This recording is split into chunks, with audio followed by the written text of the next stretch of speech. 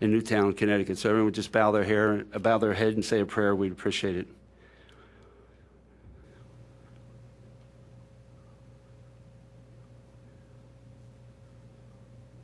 Thank you very much. They need all our prayers. Thank you. So now join me in the Pledge of Allegiance. I'd appreciate it. I pledge allegiance to the flag of the United States of America and to the republic for which it stands, one nation, under God, indivisible, with liberty and justice for all. First on the agenda is, which I always forget, is public participation. Oh, First Bill, time before we do that, could Okay. we have the chief talk about some of the issues with Connecticut and what you're doing and what we currently do, which I had done a survey of a few years ago for the League of Women Voters, and we have impressive measures in place. But if you give us just a few minutes. Yeah, good evening, Commissioners. One of the things I did this morning, and I notified the Township manager, we're going to have a meeting on January the 8th at 5 p.m.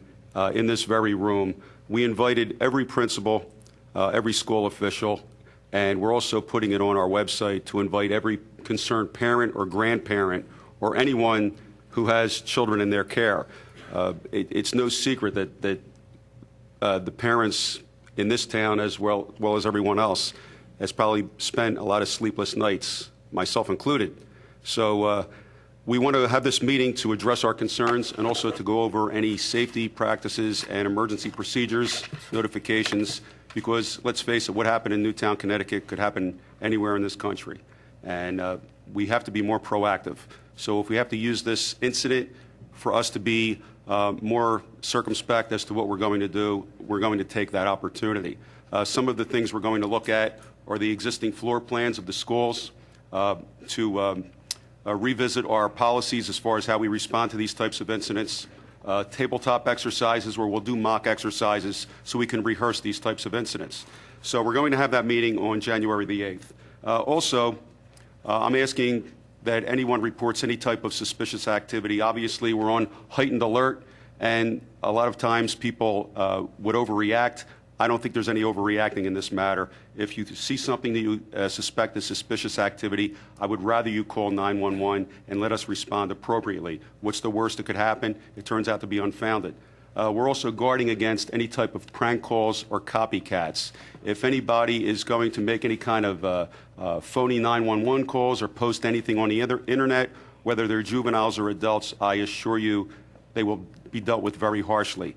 And in closing, just coincidentally, because of the level of violence that was exhibited last Friday, we had a young woman that's a Radnor Township resident walked into the police station today with a gun. But it was her gun, it was legally purchased, it was legally owned, but she gave it to my corporal, and she said, based on what happened in Connecticut, I don't ever want this gun to fall into the wrong hands and somehow be responsible for what happened. And she turned this gun in to be melted down. Under the direction of the township manager, he would like us to let everyone know in Radnor that if they have any type of firearm that they just want to get rid of, they can turn it into the Radnor Police Department. No questions asked, and we'll make sure we dispose of it properly. Thank you. Thank you, Chief. We appreciate all the work you've done and the work you will do in this area. Public participation? Seeing none. Next would be a notice of an executive session preceding the Board of Commissioners meeting this evening, December 17th, where tax settlements were discussed, personnel were discussed, and land acquisition was discussed. Next, I'd like to have a motion to approve the minutes. I'll move to approve the minutes of the October 22nd, 2012 Board of Commissioners meeting. And also the 7th. Well, I was going to do them separately. Okay. this week. Do I have a second? Commissioner comment? Public comment? All those in favor? Aye. Aye. Passes And I'll- 7-0. I'll move to accept the November 7th Board Approve. of Commissioner minutes. Second. Motion approved. Second. Commissioner comment? Public comment? All those in favor? Aye. Aye. Opposed? Passes 7-0.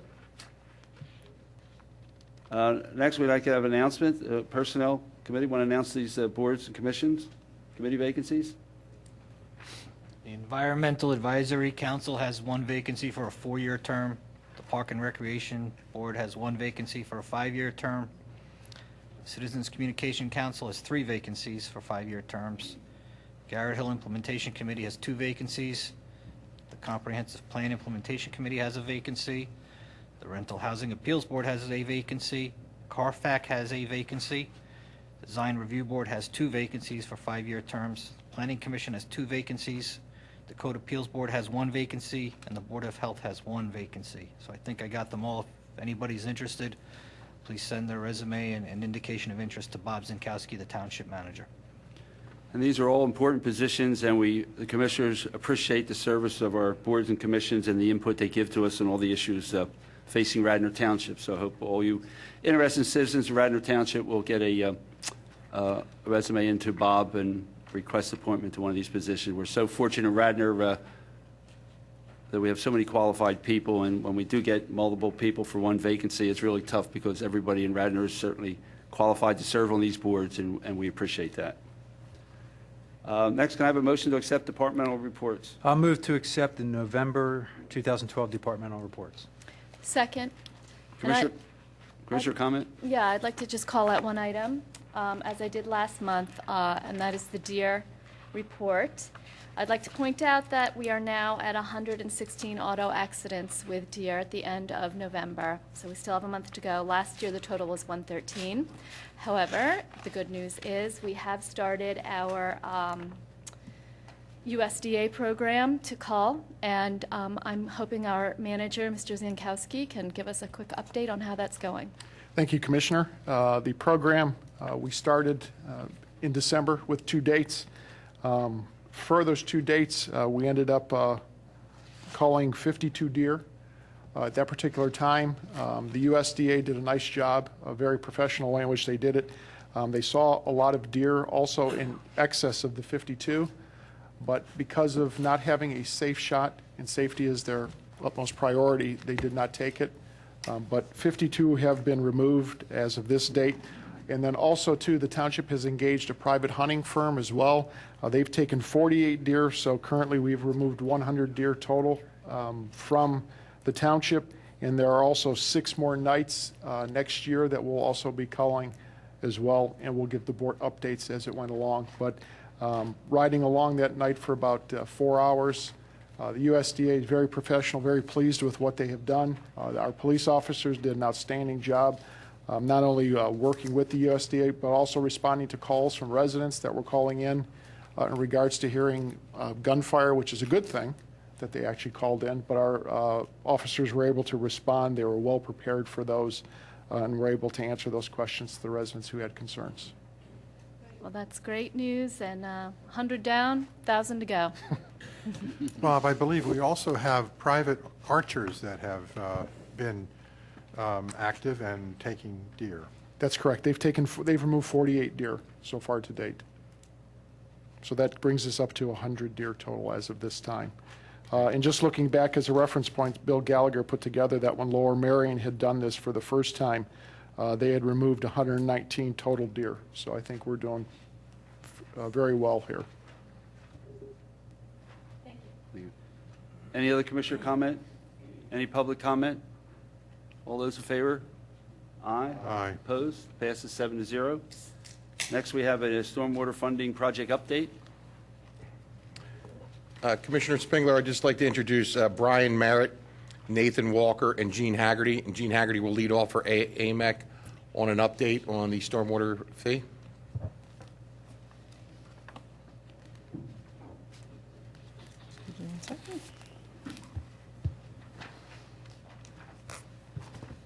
Good evening, Commissioners. I am Gene Haggerty from AMEC, and thank you for taking the time tonight to hear about the stormwater funding study that we're working on with the township.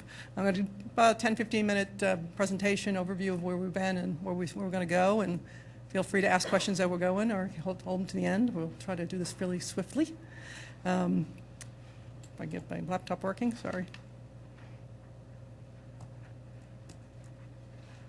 I'm going to do it this way, sorry. A reminder of our work. We were here in July, if you remember, after some serious rains, talking about looking at funding for stormwater management. Our project that we're working on is really looking at what your stormwater issues are, trying to put some costs around them over the next several years, identify your priorities, and look at different funding methods for how to get where you need to be going forward. We broke the project down in a couple of key deliverables, and one of the first things that we've really spent some time on is looking at your current services. What is stormwater in Radnor? You don't have a specific stormwater department, but most of your stormwater activities ought to be a public works group. We've spent time talking to the folks about everything from plan review to inspections to cleaning up after storms. We put together a Citizens Advisory Committee. We have 24 members on an advisory committee. We're facilitating all the discussions we have around stormwater with that committee. We're setting program goals and priorities to make sure we're all on the same page.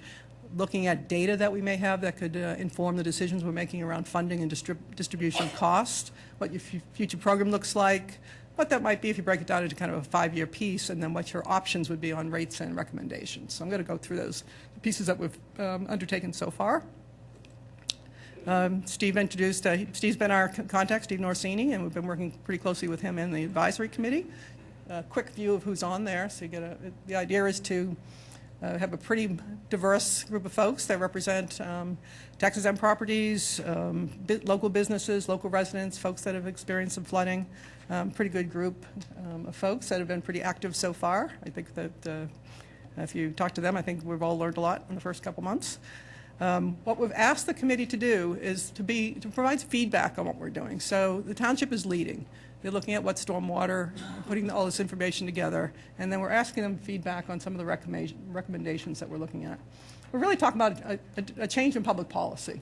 So the policy now is to pay for stormwater under your general fund. And so we're looking at is there another way to fund your stormwater? So there's a lot of policy issues involved, and we're starting first with the program goals. What are you doing? What should you be doing? What's the level of service that the community expects around stormwater? What kind of data do we have to support that? And as each of these issues comes up with the committee, we're reviewing. They get papers ahead of time. We sit at about 2 hours once a month, work through some of these recommendations and get their feedback and kind of go through a feedback loop, take their input, go back and do it again.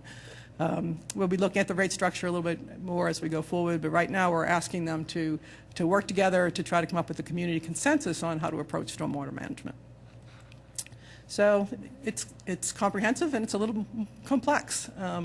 57 miles of storm pipe in the ground, over 100 miles of streets that need sweeping, 1,500 inlets, 250 outlets, lots of infrastructure in the ground, regulations in place now, your NPDES permit, which is your water quality permit, that's federal and state oversight, and maintenance of that system is critical. Having 57 miles of pipe in the ground, that's 70, 80, 90 years old in some case, takes a lot of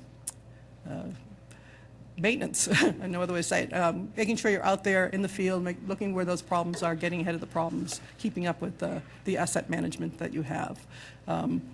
With 57 miles of pipe, comparing you to another community, that's probably several $100 million that you've already invested in your infrastructure. So the importance of maintaining that infrastructure and getting the capacity out of that infrastructure is all about maintenance.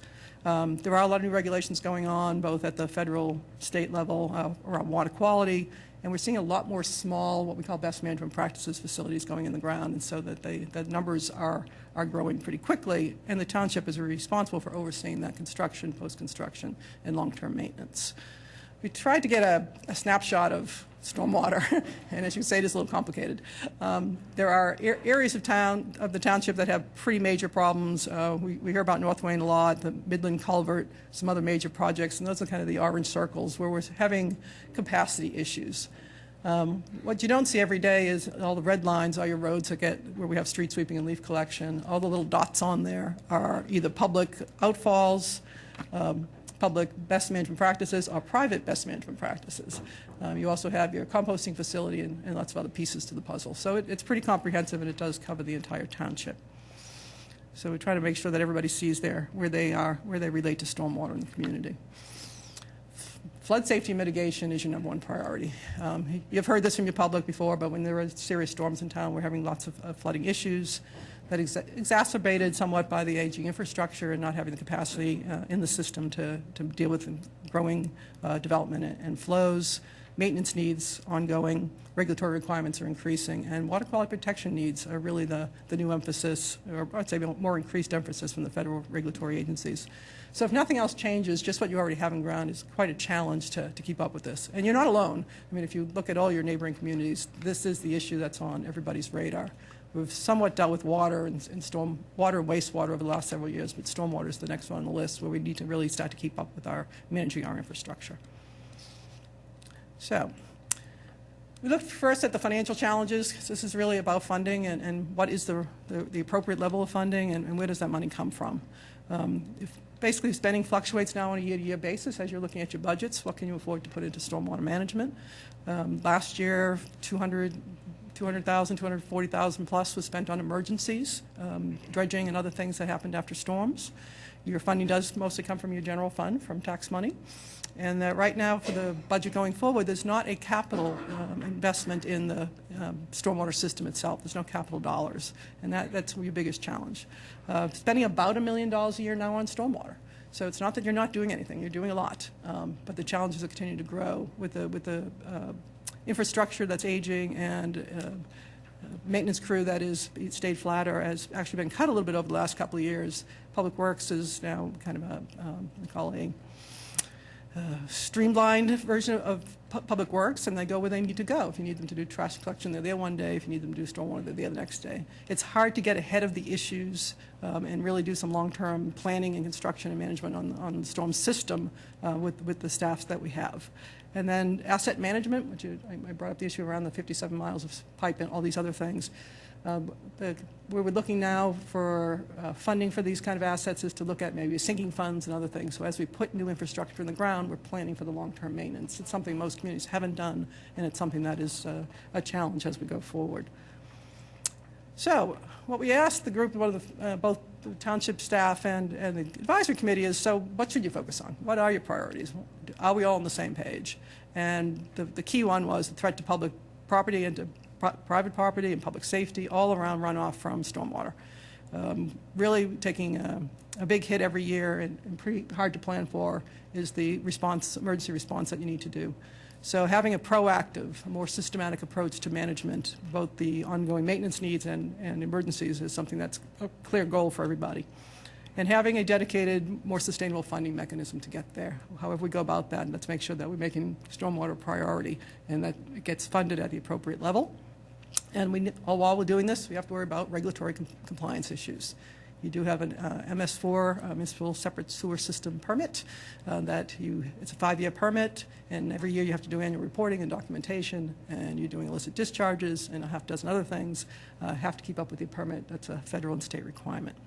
All the time doing this, you have to talk to the public and educate folks. The group that we've been working with on your advisory committee, 24 folks there in the last 2 months, have commented so much of what they've learned, how much they've learned about, because it's not something people spend a lot of time thinking about. So the education and how everybody contributes to the issue and how everybody can contribute to the solution is one of the goals of the program, is to make this a higher priority. So one of the things that we've looked at so far is kind of a gap identification. Where are you now and where do you need to go? In a couple of reports that we have out there, there's several projects listed, about $7.2 million identified backlog for capital improvement projects. There's also no specific funding for equipment replacement. So there's definitely a need to kind of update your equipment and to be more efficient with the equipment that you're using. And then Chagrin Valley, in the report they did a couple of years ago, they looked at, well, what if kind of a worst case scenario, you had to actually buy out some properties, and they estimated to buy out 75 properties to get the worst flooding. We're talking about an investment of something in the range of $40 million a year. So these are the kind of numbers that are out there now, and how we start to bring these down to what can we really afford and when do we do it is our key question. Operation maintenance needs to be a little bit more proactive than reactive. You get your biggest bang for your buck doing maintenance and making sure you have the maximum capacity in the existing system. If the system is running as well as it can, it prevents having to do large capital improvements later. And then additional resources really are needed just to make sure that your permit requirements are being met. EPA has been on the warpath here in Region 3, in Pennsylvania and Virginia and a few other states, auditing programs and finding folks for not getting all the paperwork in on time. And unfortunately, that's something that you want to make sure you avoid. But right now, you're up and running on your regulatory requirements, but they are going to get more stringent as we move forward. So we've had 2 meetings with the advisory committee. We met in November and again in December. And we asked the stakeholders if they had some money, if they had $10 each, how would they spend it on stormwater? Kind of put them in your shoes after spending a bit of time talking about some of the issues. And interesting enough, that the capital improvements issue, the flood mitigation, I would call it, they thought 40% of the funding going forward should be really focused on the capital improvement program. O&M is important, the operation and maintenance, and that they'd like to see about 30% of budgets go to that issue.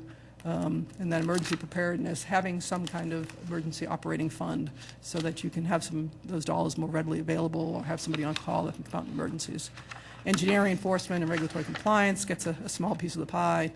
And then we talked a lot about program management, and what we mean by that is really being more efficient, having the right tools in place, having an asset management database, making sure you have mapping tools. When you respond to a complaint, you have a database that tracks it. You've been there, you know what you've done. You can get there and get these things done more efficiently long term.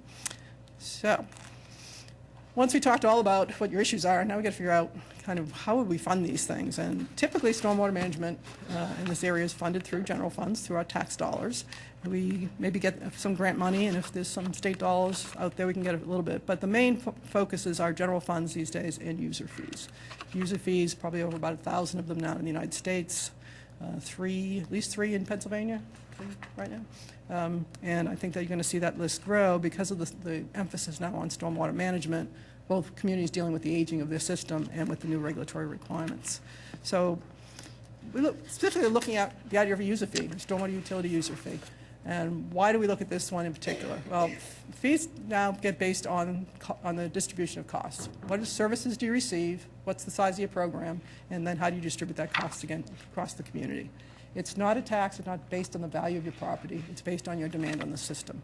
And so like water, wastewater, and other fees, everybody pays, so you include tax-exempt properties and basically anybody who has developed impervious area. So you spread the baseline out across a wider group of properties. Having a fee gives you a little bit of opportunity to do some incentives. You can do credits for folks doing things on their property if they're doing stormwater controls, managing those controls and doing something above and beyond what's required by your regulations. You can get credits on your fees. And it's one of the things that we like to kind of incentivize folks, because if you can get more work done on site, then there's less that the public system has to maintain long term. We're using impervious area as the methodology that we're first examining to see if we can charge fees based on impervious area on parcels. This is pretty much the standard these days, is to use impervious area on stormwater utilities. There's good reason for it. Once you develop a lot of land, the runoff coefficient changes. This is just kind of a standard, but to go from 10% of natural land on runoff on a 1-inch 24-hour rain would go to about 55% of that running off if you had developed about 30% of the property. So impervious area is a direct correlation to the amount of runoff that reaches the public system. And it's also a pretty important indicator when we're looking at water quality. As impervious cover goes up, the percentages increase, the rate of flow reaching the streams increases, and we get a lot of sediment, erosion, and water quality issues related to that. So the impervious model is both about water quantity and about water quality. So how do we know how this will work in Radnor? One of the things we've been doing in parallel with the program development and with meeting with the advisory committee is looking at the data that you have. About 8,000 developed parcels in town. We have aerial imagery from 2010, and a little bit of a challenge because the data is not meant to be used for what we want to use it for. We want to be able to go in and look parcel by parcel at how much impervious is on those parcels. There's enough information to get us started, but if you look at the example that we have in the picture, the parcel lines sometimes don't go exactly where they need to. So the data needs to be managed a little bit to get it to align appropriately. So there's some work to go here, but it basically has good information. The photography is clear. The information is good that we can get a pretty good idea of impervious per parcel. So I'm going to use a couple of terms. One of the terms we use is a rate base. Who's in? Who would pay this fee? And we start with the assumption that everybody that has impervious area is in. All right. We've been talking to the township manager, and one of his recommendations is that the Radnor Township School District maybe should be exempted. So if with this ideas around who gets exempted, we look at those ideas and say, what would that cost be to the rate? Why would they be left out? That kind of stuff. So we're in the process now of looking at the rate base and some policy around that issue.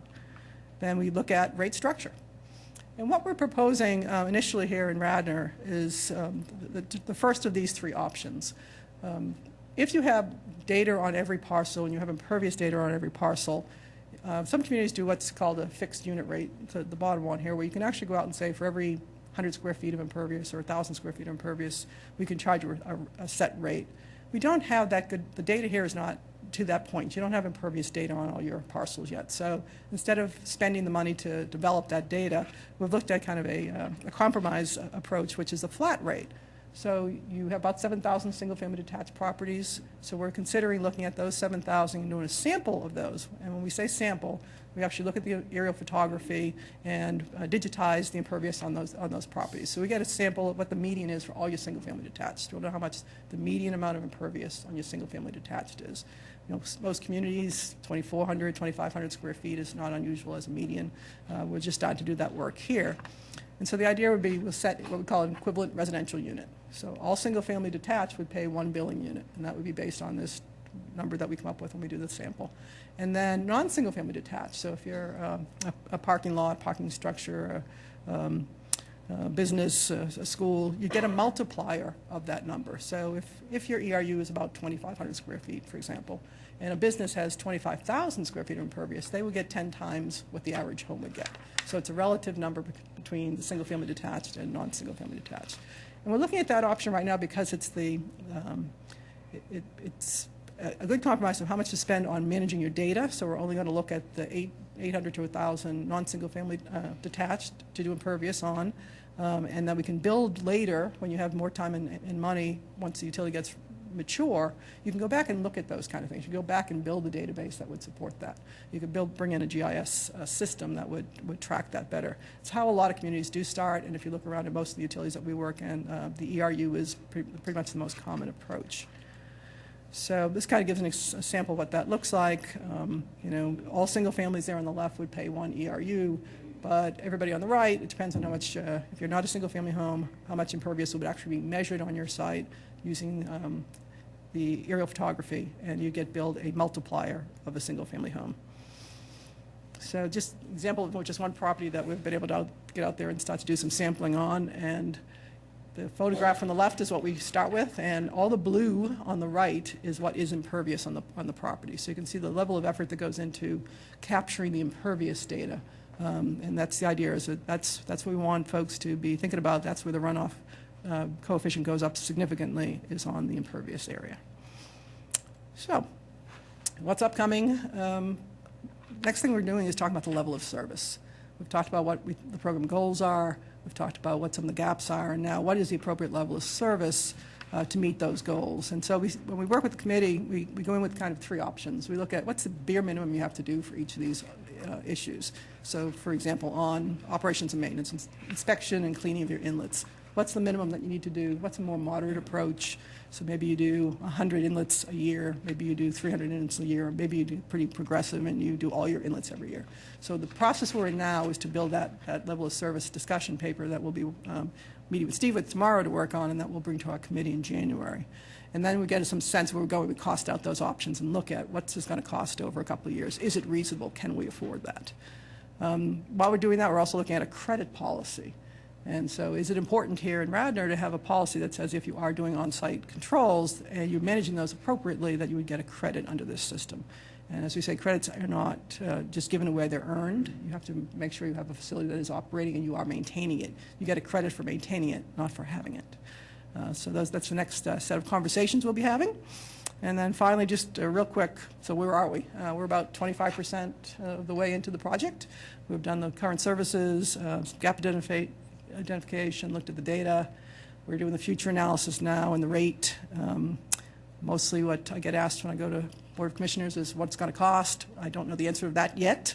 We expect that we'll have rate model done in January, February time period, and that we will be back, I think we have a meeting. We have January 5th, January 8th meeting with your advisory committee, and then February 5th. So after the February 5th meeting, we'll have some public input on the rate, what people are thinking, and it seems appropriate that that will be a good time, maybe if you would like us to come back and talk about where it's going, or we're more than welcome back anytime and run a workshop or anything with the board.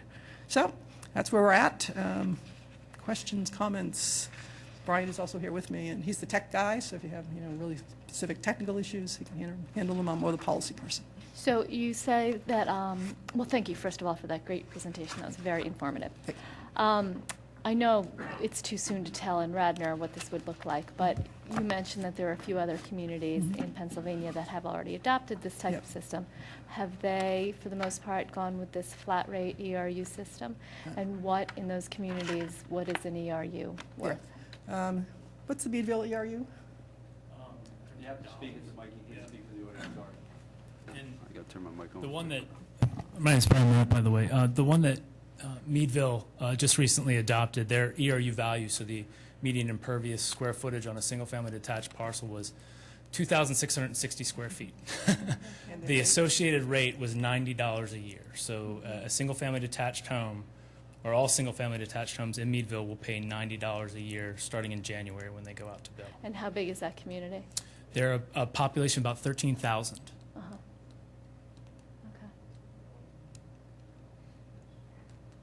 And then once we, let's just say, February, you present a broad structure for a rate schedule, and we all agree, and we all decide this is a great idea, let's move forward. What would be the timing and the tasks to happen to make this actually fund itself and be ready to start working? The billing system is one of the key pieces. So the work would, once you get approval that this is what you want to do and the rate is correct, is to put it on the billing system. We're looking at the billing systems now. We looked at sewer billing first. There's some issues around sewer billing because we're talking about parcel-based versus meter-based. So we're also going to look at the tax billing system and then a standalone billing system. What if we had a third party do that? So we'll look at that first. What we call a master account file, it's what everybody's bill will be, has to be developed pretty quickly. That's a 30-day task for a community this size. You'll need an ordinance. And in the ordinance, we would actually codify all the things that we're talking about, what the rate would be, how often you would adjust the rate, what credit program you had, what the appeals process would be, that kind of things would be in the ordinance, and we'd be obviously working with your attorneys. And we talked about trying to have a draft ordinance by April of next year, so billing next summer. Would the ordinance have to address the whole scheme of credits? In other words, you'd have a definition of how you could be relieved from the responsibility of paying the fee? Yeah, we've done it two different ways in ordinances. Either say in the ordinance that a credit program will exist, and here's the key policies, and a credit manual is addressed separately. So you can just have a resolution to look at the manual later, or we can put the entire program in the ordinance. The challenge of getting that done by April, it might be a little tough to get done by April, but so that's why a lot of councils or commissions will say, we want to make sure these 5 things are in there, and then bring back the actual manual to us before the bills go out. So how do the municipalities handle the manpower requirements for a credit system, for example, Meadville? Yeah, in Meadville, they're strapped for folks too. The effort will mostly go into the folks that are applying for credits. So it's not something granted automatically. It's an application that you would fill out and say, this is the facility I have on my property. This is how much my impervious area drains to that facility. This is what I'm asking for credit. And typically, that it's got to be a paperwork issue the first year or two. I'm going to ask people to self-certify in most communities of this size. And so just the community will do BMP inspections on their regular cycle. So every 5 years of your permit, they go out and look at all those BMPs. So the difference would be you'd need an inspector that would be paying a lot more attention that they really are maintaining and operating those best management practices as they say they are. Paperwork shouldn't be too bad, but usually that first 60 days is where some communities put a temp or somebody to help them just do the paperwork. Okay. Any other commissioner comment? Yeah, one of the things, and it's more for the staff than it is for you folks, is my impression is that this so far is being dominated by people who have stormwater issues.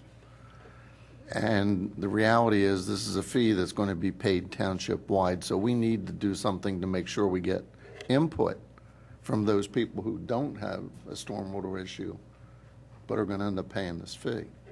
So I don't know how we accomplish that. I think one of the components of doing this is what Elaine keeps talking about is water quality, and, you know, just everybody has to pitch in. I mean, there are people that are certainly driving this who have the stormwater problems, but the majority of Radnor residents don't have a stormwater problems because they live on a hill, they're not near a stream. But the fact of the matter is, it's all our environment, and we have to have groundwater recharge, we have to protect our water, and we have to lessen the impact that it does have on the people downstream, you know, so Yeah. And the that should service- be a component of the credits, is that, you know, this stormwater management system for Radnor Township benefits everyone. And the services you provide are township-wide. You know, the problem areas may be localized and with some capital dollars, but you are providing services throughout the community. Yeah. All right, maybe we'll see if we have any public comment. Thank you again for your Thank you. presentation. Any public comment?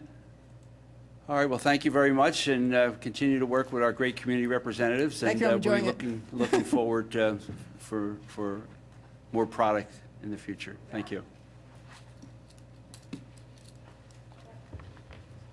Committee reports. Finance and audit. First up, we have, I'll move to accept and approve the disbursement summary dated December 17th, 2012, in the amount of $1,405,939.87. I have a motion to accept and approve. Do I have a second? Accept, second. I hate to be a pain about this again, but I checked, I went through the disbursement list, and we, again, have a bunch of legal fees, and I in my packet, I didn't get the backup bills, so I'm not sure where. There, on the December 14th, there's some, 10 payments out to law firms. So just a reminder that at some point we should see those bills. Yeah, I apologize. Thanks. We intended to put them in this time. Okay. We have the one No. for Labor Council, but that's all. Right, yeah, no problem. It's my mistake, sorry. Any other commissioner comment? Public comment? All those in favor? Aye. Opposed? Passes 7-0.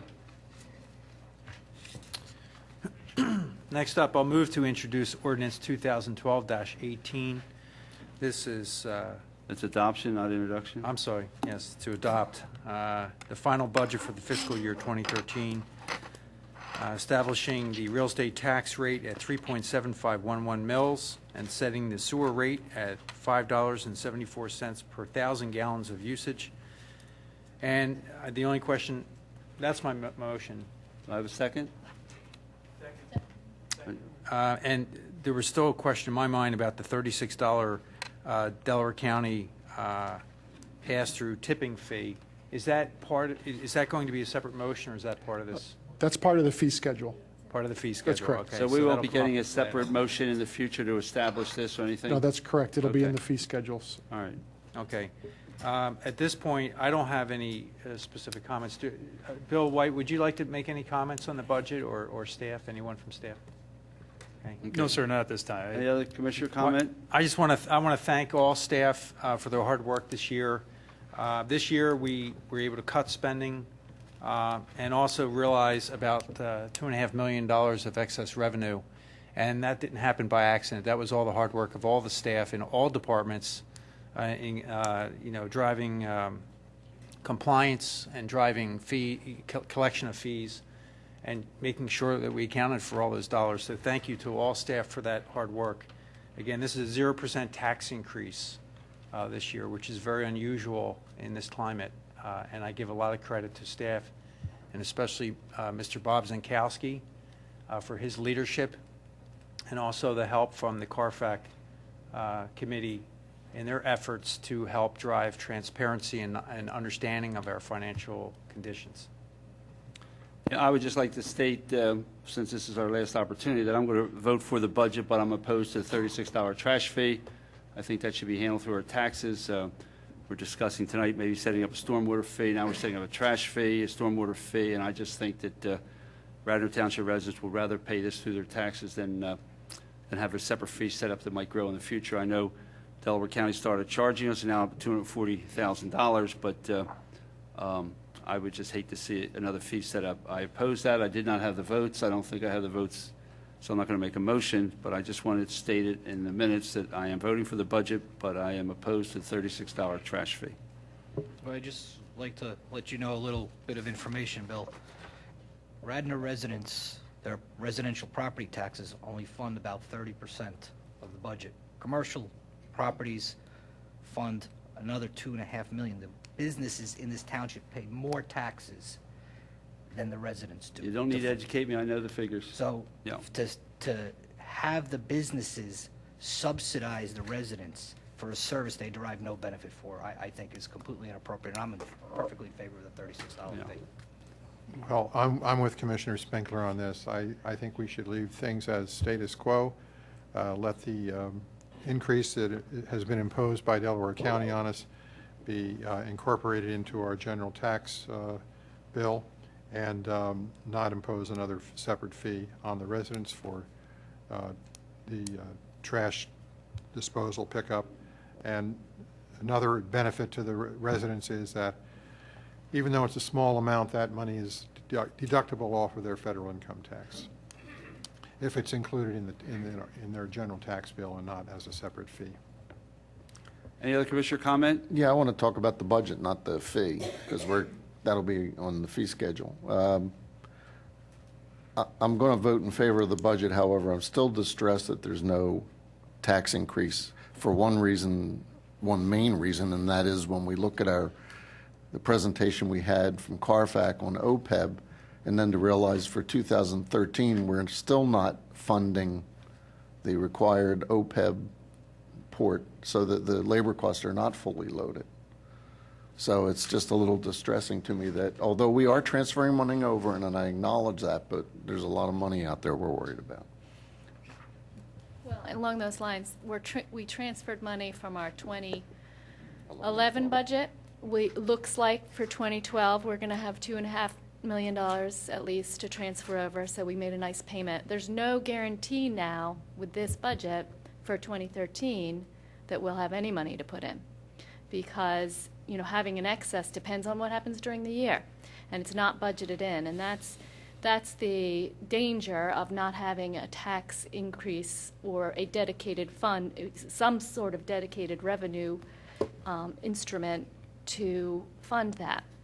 I have no doubt by this time next year we will have some mechanism in place to fund that in a steady and consistent way. But it's not as if we don't know we're going to need that money next year. So it's frustrating not to be funding it. But if things keep going as they have, we will have some excess funding, and we'll be able to put that money towards the OPEB liabilities. And hopefully we'll find some other sources as well, other than tax revenue. Any other commissioner comment? Any public comment?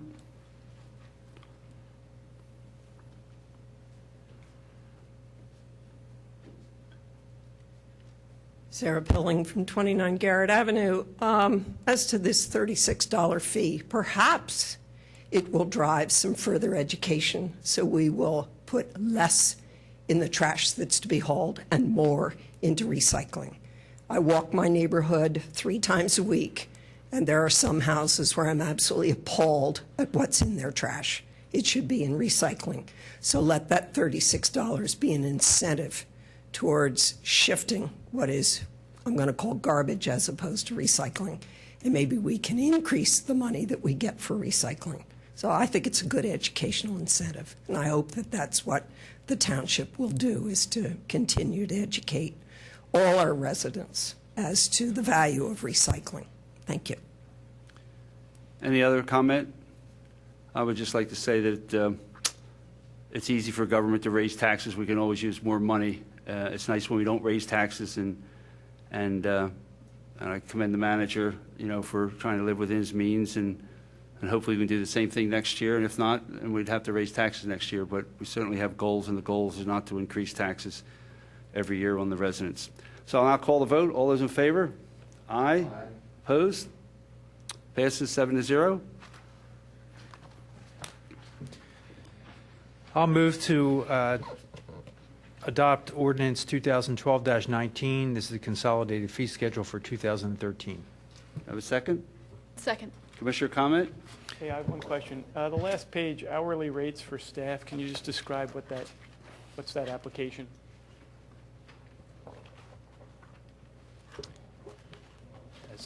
I'll start, and then perhaps some of the other departments can chime in as well. But in situations where staff is used as reviewing plans or in a professional capacity, these are the rates that we turn around then and bill the applicants for.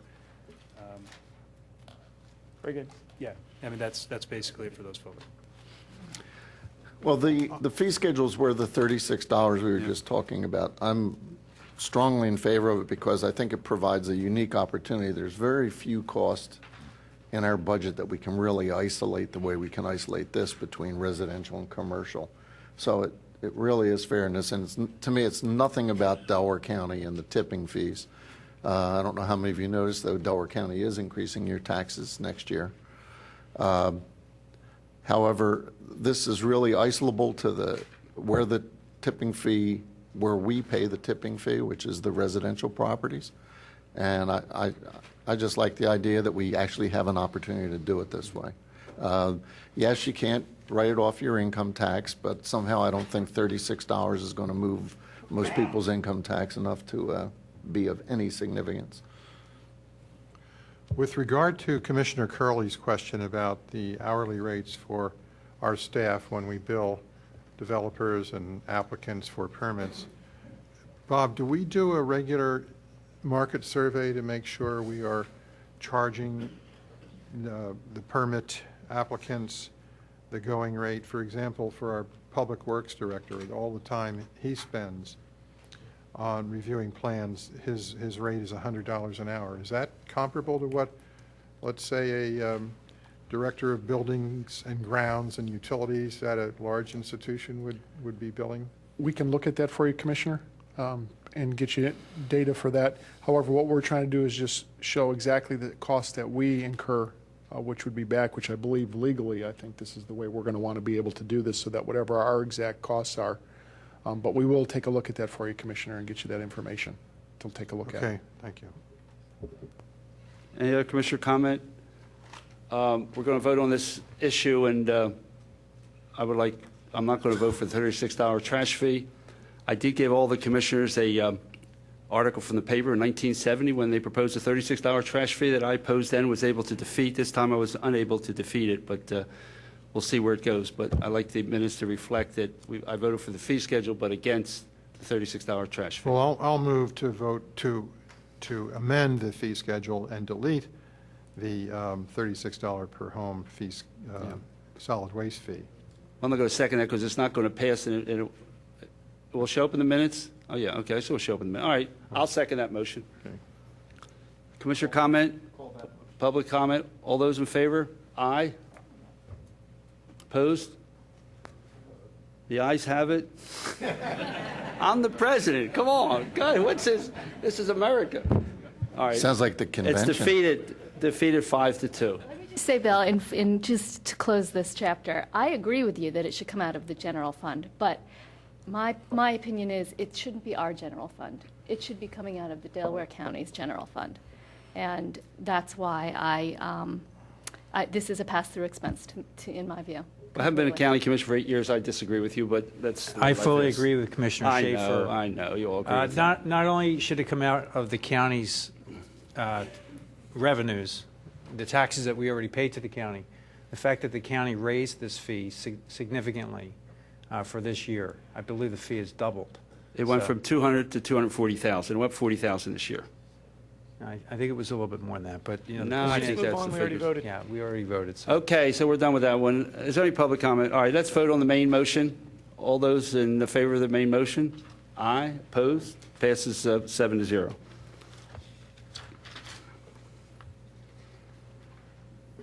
I'll move to authorize the business privilege tax settlement 2012-04 in the amount of $8,000. Do I have a second?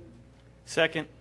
Commissioner I comment? wanted to make a quick comment, not about this particular item, but about the next few, these business privilege tax audits. We had estimated revenue from these audits, and we are significantly up this year. The year-to-date numbers, we had anticipated bringing in about $250,000 at this point in the year. We are now at about $440,000.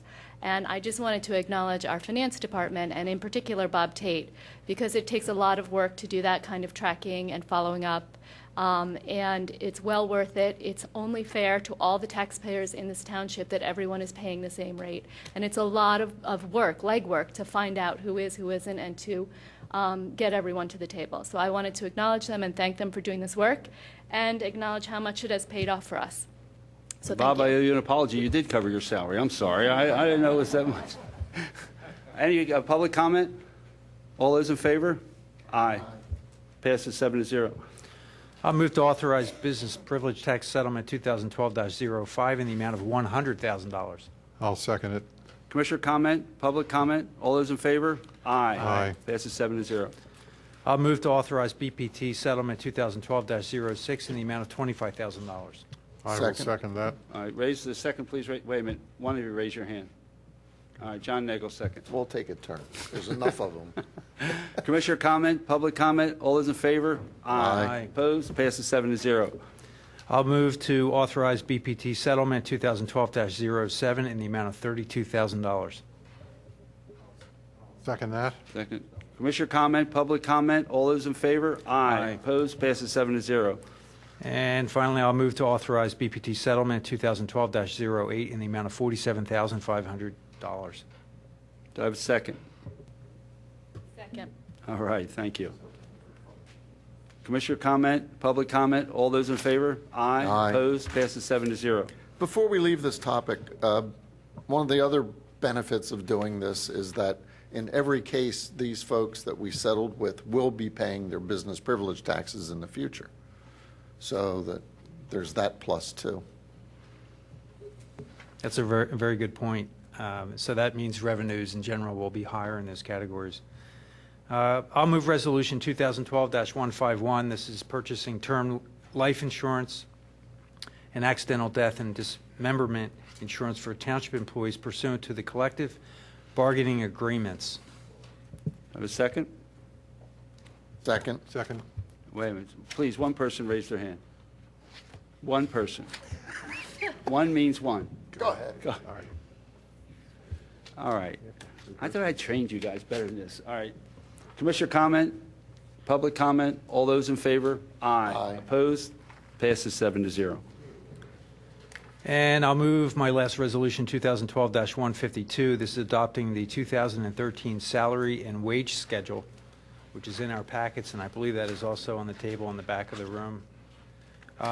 Wait, let's get a second here. Yep. Second. So just my brief comments. Elaine. Elaine, all right. We, as a township, we have, bracket it. in the last couple of years, we've moved to put these in public view. We have redacted names just for some privacy reasons, but in general, all of the roles and positions within the township government are listed in the schedule, including their gross pay, merit pay, and their net base salary on the effective date. This information is now public. If you have any questions, you can certainly contact us. I appreciate the transparency here. It's very important to have this completely transparent and in public view. I appreciate all the hard work that it goes into getting this to us and getting it to us in this form, and that it's in a public forum. So, Any other commissioner comment? Public comment? All those in Excuse me. Bob, did you want to speak to this because of the contractual obligations associated?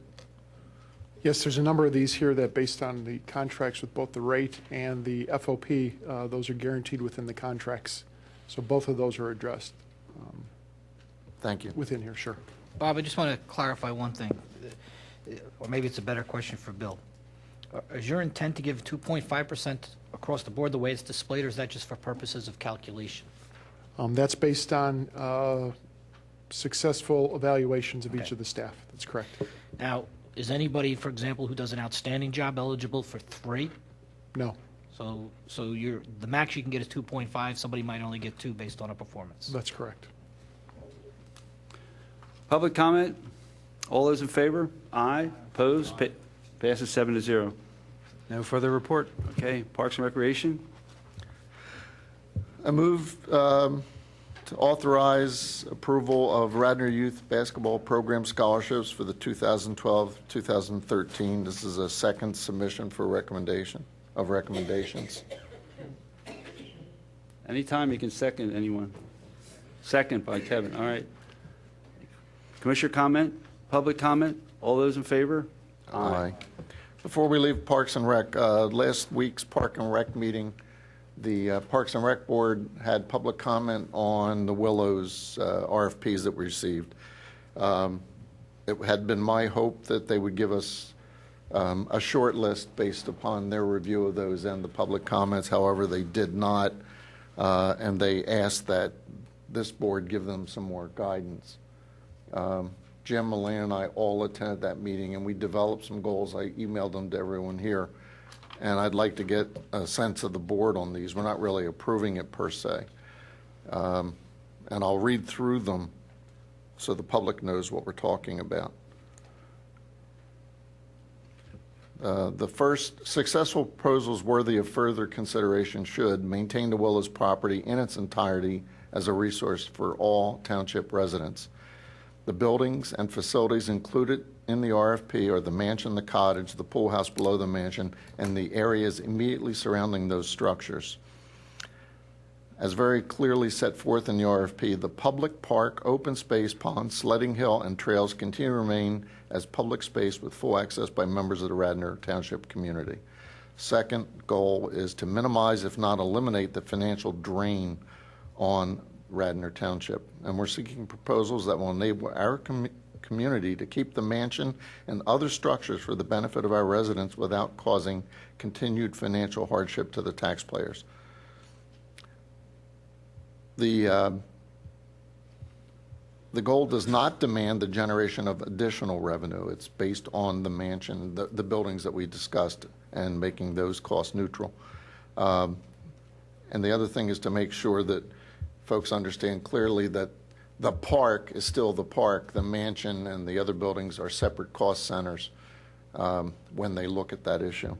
The third is to bring the property up to the established building codes and bring it back up to a condition that we've all grown to expect. It's getting a little gray, and it could use some improvements, especially if they're done in a historically commensurate fashion. I don't think we're going to try to do historical restorations. And then guide the development and/or restoration of the existing structure in a manner keeping with the character of the neighborhood. And lastly, to continue to provide some opportunity for use at reduced rates for township residents and community groups. So again, I'm just looking for a sense of the board, and then I'll send this back to the Parks and Rec folk. So, I mean, I think the question is much more fundamental than that. I don't think we should be telling them, setting a goal as restoring the building itself. I think what we have to decide is whether we want to restore the building itself. So I think the fundamental question, I mean, the way I see it, is I think generally people value the park much more than they value the building, and that we have to decide whether, first we have to decide whether any of those specific proposals are agreeable to us.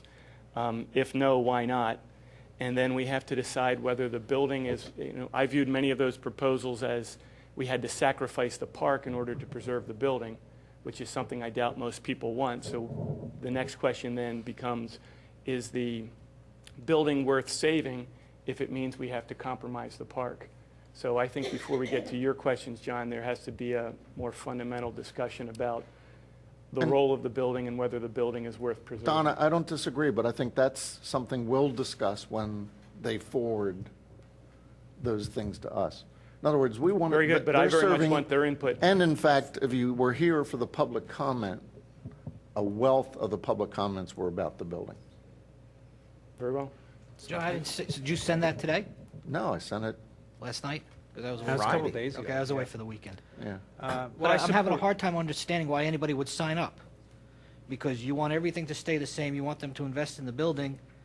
So what does the person who's submitting the proposal get out of it?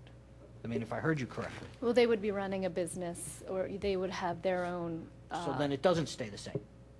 No, this doesn't say stay the same, Which Kevin. you did. You just said the residents get the consistent with the current uses. That's what I heard It you say at said the some use. Some use. So, Well, I wanna see they it only on have paper, some so use I- now. as it Continued use stands. provide some opportunity for use at What'd you say at reduced the beginning? rates. All The right, prop- let's not split here. We're splitting hairs. We're trying to give these guys general direction.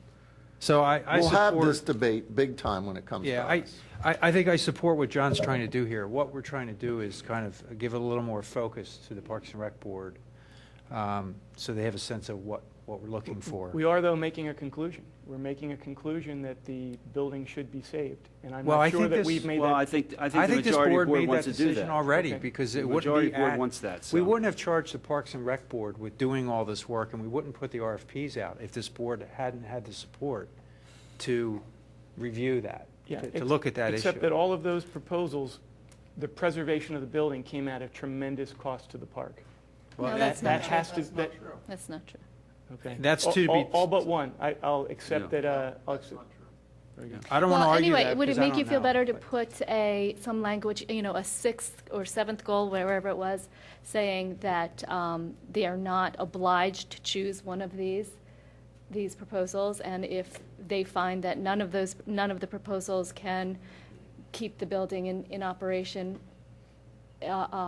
without sacrificing the park, then we'll go back, we'll start again. Or we'll, scrap the whole. So I have RFP. one comment to this goal. While I certainly appreciate the Parks and Rec Board filtering through these proposals and giving us a recommendation, for me, it might be helpful if they just rank the proposals and give that back to us, because it would be helpful for me to see all the proposals with their rankings, because I think I would get more from that than having them filter out Aren't just a many of few. those proposals non-starters for this board? Yes. I mean, many of Yes. those proposals aren't worth spending any time on, in Yeah, my but opinion. The problem is, Parks and Rec Board Well, they didn't can rank them have poorly. an idea of where we were coming from. I mean, they were asking questions like, are we looking for an enterprise zone here? I mean, they really had Yes. did not have enough And guidance. I thought one of the things that needs to be resolved is that it appeared like this was a mechanism to generate money, which I don't think anyone on the board Right. intended that to be. Right. So I think the key decision of whether we should preserve the building or at what cost do we preserve the building was not really addressed or not addressed as it should have been, because much of the discussion was about treating these proposals in their capacity to generate revenue. So I just still believe that the question has to be more fundamental, and do we want to pay the price of preserving the building? Is the building worth preserving? And I don't know the answer. I haven't made my conclusion on that yet, but I think that that's the kind of feedback we need from the board, from the Park and Rec Board. Well, I think we have to tell the park board, I mean, the majority of the board has to decide. Number one is, I mean, when we bought the Willows, we decided to rent it out because you have to find a use to try and preserve the building. That has started in the last 4 or 5 years. It cost us a lot of money. So we're looking for someone to use that building and maintain it so we don't have to spend money maintaining it. But I'm not interested in hotels or houses built on open space.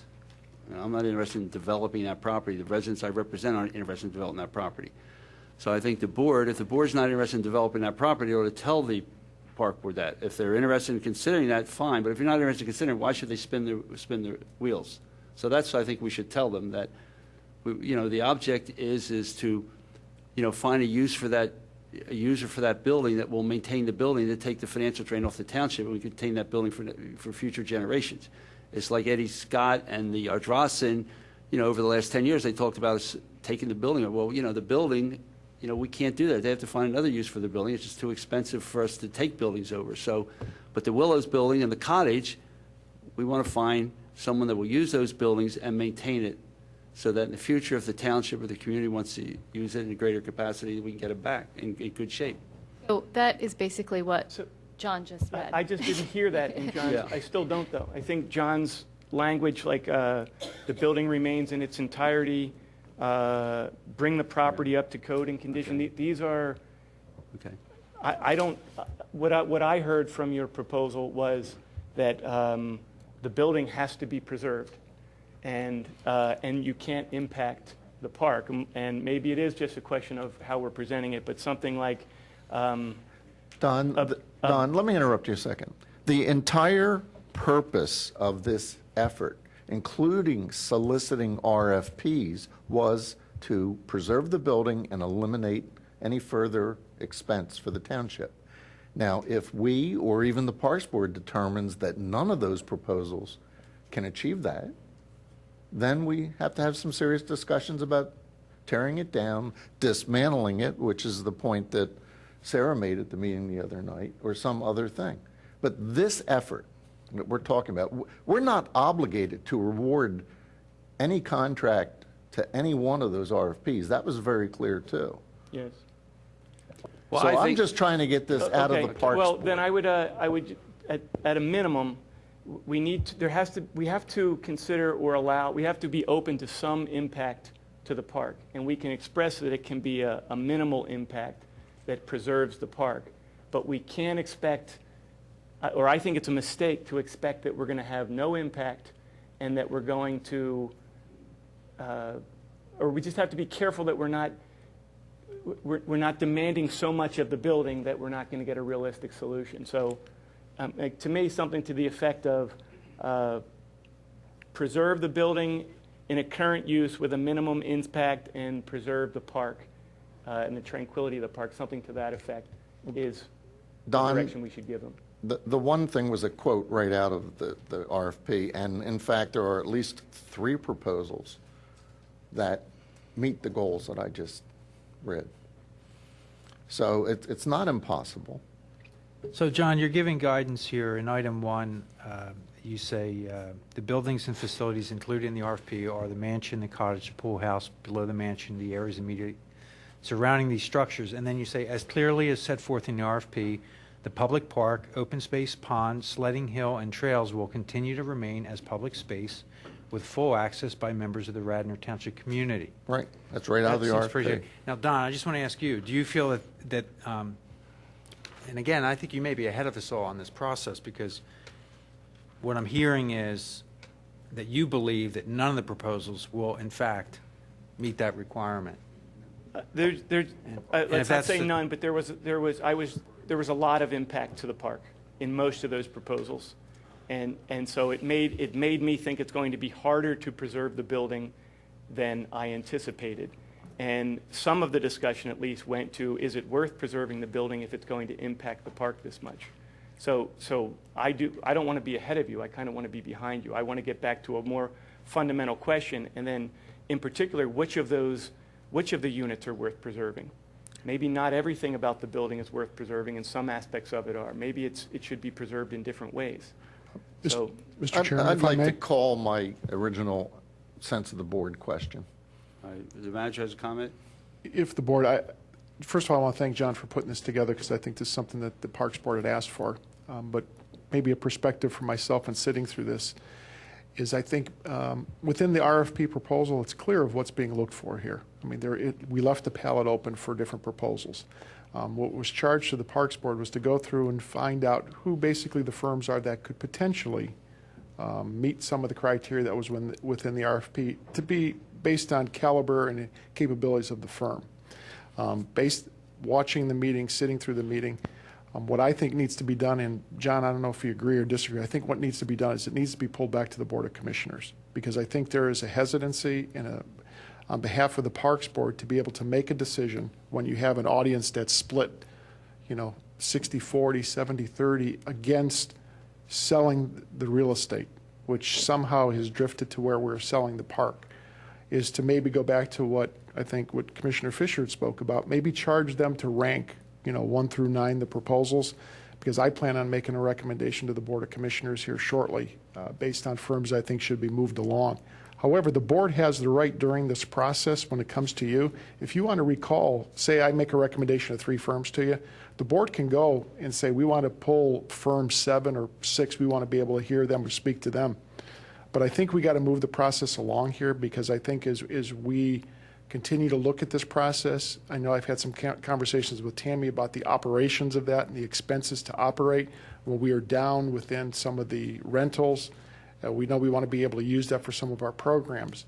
But I think to move the process along, and I just don't know if we go through this, we're going to get something from the Parks Board over the next 2 months for them to be able to decide this, to go back to this. I think it needs to come back to the Board of Commissioners so that we can have a lot more public debate and public discussion, and then focus in on if there's firms that we are completely, out of selling real estate, that we're not going to sell any of the park, pretty much that firm's done. So that would be my suggestion. I know John is, and I apologize to Commissioner Nagel. I know he's done a lot of work, since that meeting there to be able to put a criteria. But So, Bob, your sense of it is that, the proposals were very varied, so consequently, bring it back and make a short list by the Board of Commissioners and then send it back to Park and Rec for the same process. I think it stays No. out of the Parks and Rec. I think from this point forward, it stays Bob, with the Board of Commissioners. Parks and Rec meets before our second meeting. If they can't come to a conclusion and give us a recommendation at their meeting, then we'll take care of it. That's fine. Assuming that I get a sense of a board Right. for these. John, what might help is, the criteria you have is great, and possibly have the Parks and Rec Board rank these proposals in maybe 3 categories. How well they preserve the structure, how well they preserve the open space, the use of the open space and access, and how well they fund, that operation there and take care of all. Well, the actually, if you maintenance saw I don't know if you saw the spreadsheet that one of the members No, used. I Essentially, haven't seen any. Yeah, it essentially had those kind of. Well, then if they've done that, maybe they've done enough. At their next meeting, they can just, using those criteria, rank them for us and give us a ranking, and Right. we'll take the ball. A raw rank would be great. It'd be just- Yeah, let's take a head count. I like the 3 I categories. didn't if have that's used. a That would chance be to say helpful to anything. Oh, Yeah, I Jim? just want to. I just have 2 things to say.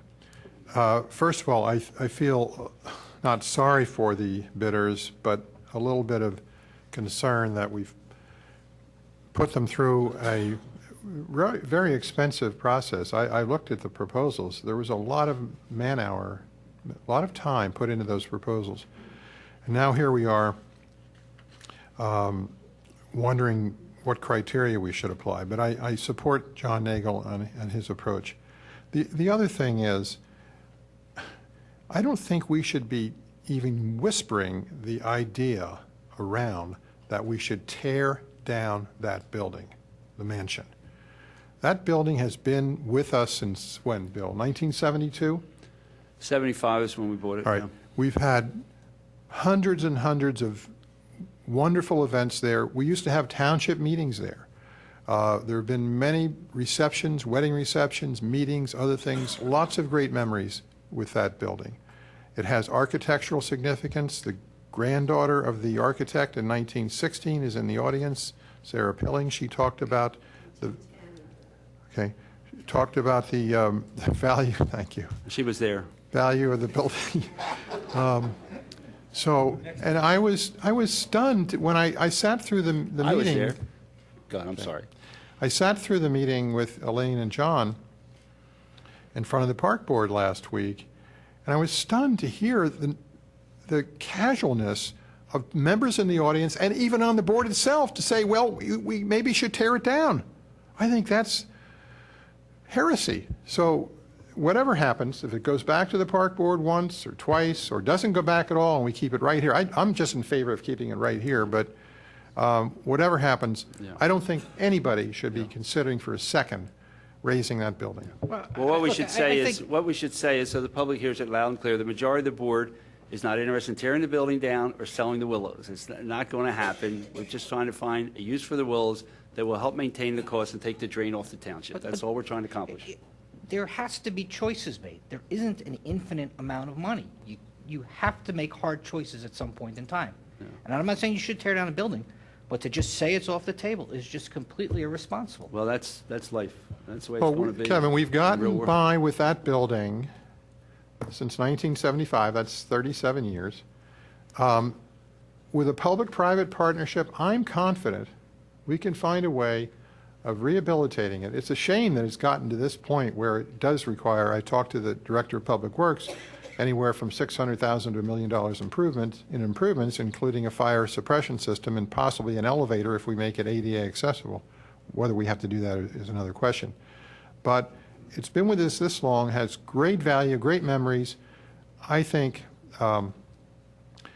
we can get there, and I'm confident we will. Let's move this along. Let's take a head count of using the goals that were outlined by John, sending it back to Parks and Rec for their January meeting, and asking them to rank the proposals according to those goals.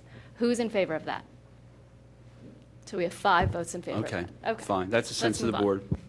To have the minutes reflect that the ranking part is sufficient, and I'm in agreement with that, but I do think that we've eliminated a request for key information. So something that the request is incomplete, in my opinion. Yeah, and I agree with Don. The ranking thing is sufficient and is all that's needed.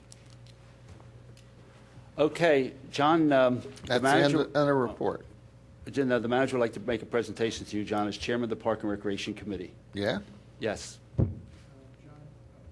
Sorry, John, we received a donation here from the Chanticleer Foundation, who's been a good supporter of Radnor Township towards reforestation project. And I have a check here to be able to present to the board in the amount from Chanticleer, in the amount of $20,000 to be able to be used for a reforestation project within the township, and want to thank them. So, John, I will. Well, that, I assume, will be going to our large tree project. That's correct. It's great. As always, Chanticleer has been an undying supporter of the community.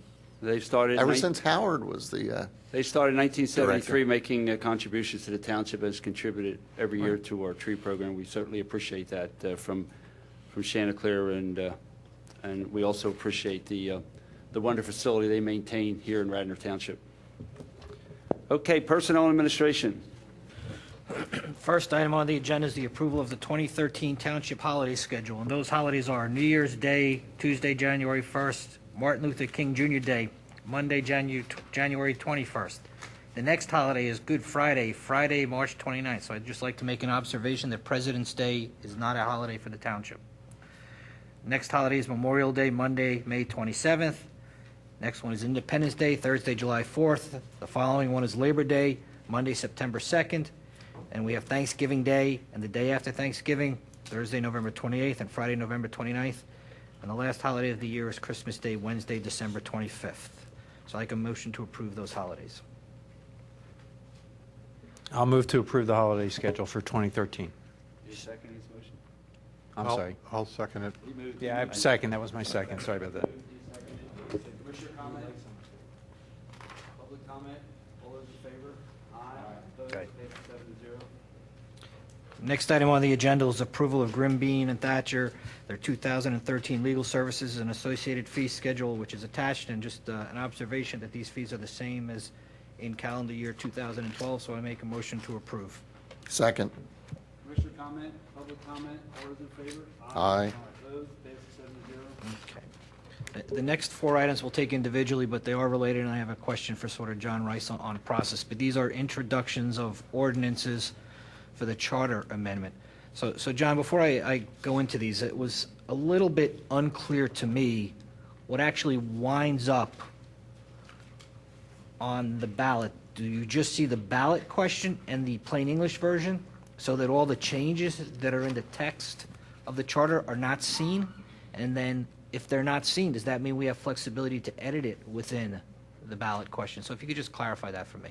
No, the ballot question, for example, the first ordinance, Section 4, and then the plain English version, is what the voters would be voting on. You're not going to have the entire ordinance posted there. I have never seen that on this type of a ballot question involving a charter. I mean, it may be there as a handout. I do have a call in to the Board of Elections to see what other information is available, but I don't think you'd want to have an ordinance. I think it's almost too much information to be putting in the voting booth. But It would be the ballot question and then the plain English version. So John, just help me understand this in a second. So, And a gi- yes, given- and then a yes or a no. on Given the questions. the nature of the way the ballot question is written, do we have, if we chose to have flexibility to edit some of the language downstream or to even change it in the future, given the way the ballot question is drafted? No, let me just lay out the timeline on this. What you have to do is enact the ordinance and provide a certified copy of the final ordinance on or before February 19th of next year. That's the drop dead date for the Board of Elections to get a certified ordinance with, however you want to, if you want to reword the ballot question or the plain English version in the ordinance before you adopt the ordinance, that's got to get to them by February 19th. The primary election, which is what we've been shooting for to place these questions on, is May 21st. So tonight, we're introducing the ordinance. If there's changes to this, you have a meeting on January 7th, you have a meeting on January 25th, and you have 28th, and a meeting on February 11th before February 19th. So there's some play in But I this. think you're No, Kevin's answering- not talking about changes in this. He's talking about the wording of the changes we're making behind this, that are behind this. How does the public know what's behind this? Right. It's an ordinance that we're going to Yeah, publish. the ordinance right? is going to be available Yeah. for public Yeah. inspection. So once you file that ordinance with the election committee and file the ballot question, you're locked into it? Yes, Okay, that's what I wanted to make sure I understood yeah. properly. It's not going to change after that. So the question will not contain all the changes we're making. The ordinance will contain all the changes. Correct. This will be a summary Correct. of what we're changing. Yeah, Okay. it would be a difficult task to Yeah. put. Yeah, no, Now, I understand that. I get that. In these ordinances, the way they've been drafted for tonight is, we've highlighted what's new. We've highlighted what's being deleted, it's bracketed in here, so that before the board moves this along, you can see the difference between what is and then what's being proposed in the charter amendment. But the ballot question doesn't point back to the ordinance. Does that matter or not matter? Doesn't matter. Okay. What triggers this going on the ballot is you enacting this ordinance. And so anyone wants to understand what they're voting on when they vote for this, the ordinance will be available on the website and all, and they'll know exactly what's being changed. I think you have to advertise this 3 times. Yes. There's some advertising of the ballot referendum. You're going to have to advertise the ordinance, assuming you introduce it tonight. Yeah. And it's going to come back to you for adoption at a public hearing. But you've got, after tonight, 3 more. Well, we don't want to wait till the drop dead date of the 19th. We want to get it as soon as we can. To Kevin's move right point, would it make sense to add the ordinance number into the ballot question, just so that it is easier for the constituents to find the ordinance on our website? So under the ballot, We don't have the ordinance number yet, but Right. when we could just reference it in each one of the questions. such as, shall the Radnor Township Home Rule Charter be amended? According to Ordinance number, 2013 dash blah, blah. I don't see why not, unless the Board of Elections. Kevin, does that help? 'Cause Yeah, that I helps me. just think there has to be some way, look, I got an expert over there, I'm not an expert in this, but it just seems to me there ought to be some way to tie us back to the language that we've presented and reviewed in public. And I don't see a direct line based on the way it's formulated. Well, But again, on my John's an expert in this, familiarity- I'm not an expert in this, so it would make me more comfortable with that. But if John is saying that he thinks we're okay by filing it the way it is, I'm willing to accept John's legal advice on that Are matter. is this the wording that's going to be on the ballot, or that's going to be different? This is it. This is it, okay. There I are mean, ca- again, it's up for discussion tonight Yeah. and changes. I don't see a need to do what you're saying. We've all voted for years and years and years. We pass state referendum, county. I don't believe it's done at the state level to recite the pamphlet laws or the general acts of the legislature when we're voting on a bond issue at the state level. The county open space referendum, I don't think, had reference back to the county ordinance, so I don't see the point of it. Well, my point of it is that if I'm a resident and I want to know more about this question on the ballot, if the ordinance number is listed, I can then go to the township website and find that ordinance very quickly. While If I you're in don't the have ballot, ordinance while you're in number- the ballot While you're booth? voting, yes, he can. No, He not can when do it on I'm, his not when I'm computer. in the booth, but the weekend before, I can look up that ordinance number. Can I It's a just- transparency point Just- for me. It doesn't matter. I but- think the way this will work, and it may answer the question of how do you, there is advertising in the newspaper, and I believe the Delaware County Law Reporter, that these questions have to go in. The plain English version would probably make more sense to put the reference back to the ordinance number, Radnor Township ordinance, so-and-so, because that's what people are going to read the plain English version. You can reference it back. You can reference the date it was enacted. Instead of putting it, I think it gets a little clunky if you put it in the question itself. I'm okay with that. Okay, I'm good with that. That's a But good that, idea. that gets you back to, Plain English will be right below the Yes. question, will Yes. will not? Yeah. Bob, are we doing any mailing or any, we're just putting on our website and advertising? Are we doing anything else? No, okay. All right. You ready, Kevin? Yeah, I am. I just wanted to give folks, anybody else who had questions on, since there's four of them that are pretty much the same, and we're just probably going to turn right through them. If anybody else had any questions on process or anything before I moved into it, I wanted to give them a second. Appreciate it. All right, Well, then I'm going to introduce item N on the agenda, the introduction of the ordinance, charter amendment, amending Article 1 pertaining to interpretations, Article 2 pertaining to the Board of Commissioners' term of office, vacancies, meeting procedures, records, and reports, amending Article 5, the manager powers and duties, and Article 6, administration, and requesting the Board of Elections to place this proposed referendum, the proposed referendum questions on the May 21st, 2013 primary ballot. So I'll make a motion to introduce the ordinance. Second? Been moved and second. Commissioner comment? Yeah, do we need an ordinance number on this, John Rice? None of them have ordinance numbers. we should do that. Usually, when do we put them on? When they get advertised? Okay, Do so we that'll have occur another- later. Do we have the next number? Yeah, I don't, for purposes of what you're doing tonight, Yeah, okay. So no, but there will we're be, introducing, when it goes to approval, it'll have a number. there'll be numbers on it once it gets advertised. Okay. Okay. All right. Okay, I have a comment on the first ordinance addressing the Board of Commissioners, Section 2. Are we all comfortable with Section 204B, which sets up a new procedure for the filling of vacancies on the Board of Commissioners? I think, yes, we are. We Okay. did decide that. We discussed it, that there would be a chairman, there would be a vacancy board, that's fine. But as I read this, and I've talked with our solicitor about it, as I read B, we could have a person appointed by the vacancy board, or simply by the Board of Commissioners if there was no dispute, and it didn't have to go to the vacancy board. We can have a person be appointed very, very early in the year and serve all the way to the next January. Don't they have to run a special election? Well, the current charter has provision for a special election, Yeah.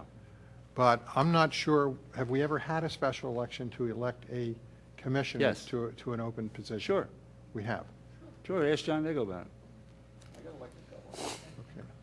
Because, John, you and I talked about that, and you were concerned about Yeah. the cost. We've had it, John, we've had it 4 or 5 times. You have an existing provision, your existing vacancy provision talks about special elections, well, at the next regularly scheduled primary, municipal, or general election. Yeah. I mean, municipal, I guess, could be one or the other, which takes place at least 60 days after the vacancy occurs. Yeah. A special election is held. So the way this is written, and that's under your existing, Yeah. without a vacancy board. The way this is now, it contemplates that the election would occur in November because the person would take office in January following the next general municipal election. So, I mean. The person could resign anytime during the year, Right. and we would appoint in May. And then I if think we didn't have it, and the commissioners couldn't agree, we were tied or couldn't agree, vacancy would appoint them, they'd have to run a November election. If they resigned in November after the election, 2 days after the election, we would appoint, they'd run in the primary. That's the way it works, according to the charter. Okay, that's the question. Let's say someone, there's a vacancy in January. Do you want to have a special election in the primary Yes. That's to fill that seat? Yes. Instead of waiting to the general election? Because the way it is now, you would be waiting, the way I wrote this, you would be doing the special election and the general election because the person wouldn't take office. Well, the way we've always done it, we've done it 4 or 5 times, is that person resigns, we appoint, and if they resign 60 days before the election, they have to run that election. If they resign February 12th, they might not make the deadline for an April election or something, and they would run in November. But no, they should. We don't want an appointed commissioner, we want an elected commissioner. So we're appointing for a limited amount of time, and they have to run in the next election as long as it's 60 days before the election so we can get it on the ballot. So Jim's suggestion is to keep that election process intact. It won't affect the rest of this provision regarding the vacancy board. Well, that's what we all figured you were doing. We didn't know we were changing that. Yeah, no, it's talking about the next January. Yeah, no. Okay. We want to, if the commissioners can't agree, then we'll set up a vacancy. We're setting up one person, right? And because we could split 3 to 3. Right. And so they would make the decision. And And they would have to run in the next election according to the charter that exists today. Okay. Whether it's a special election, a primary election, or a general election. Well, there's no special election. It's either the Well, primary or the November. Yeah, I would eliminate the special election Yeah, there's no special election.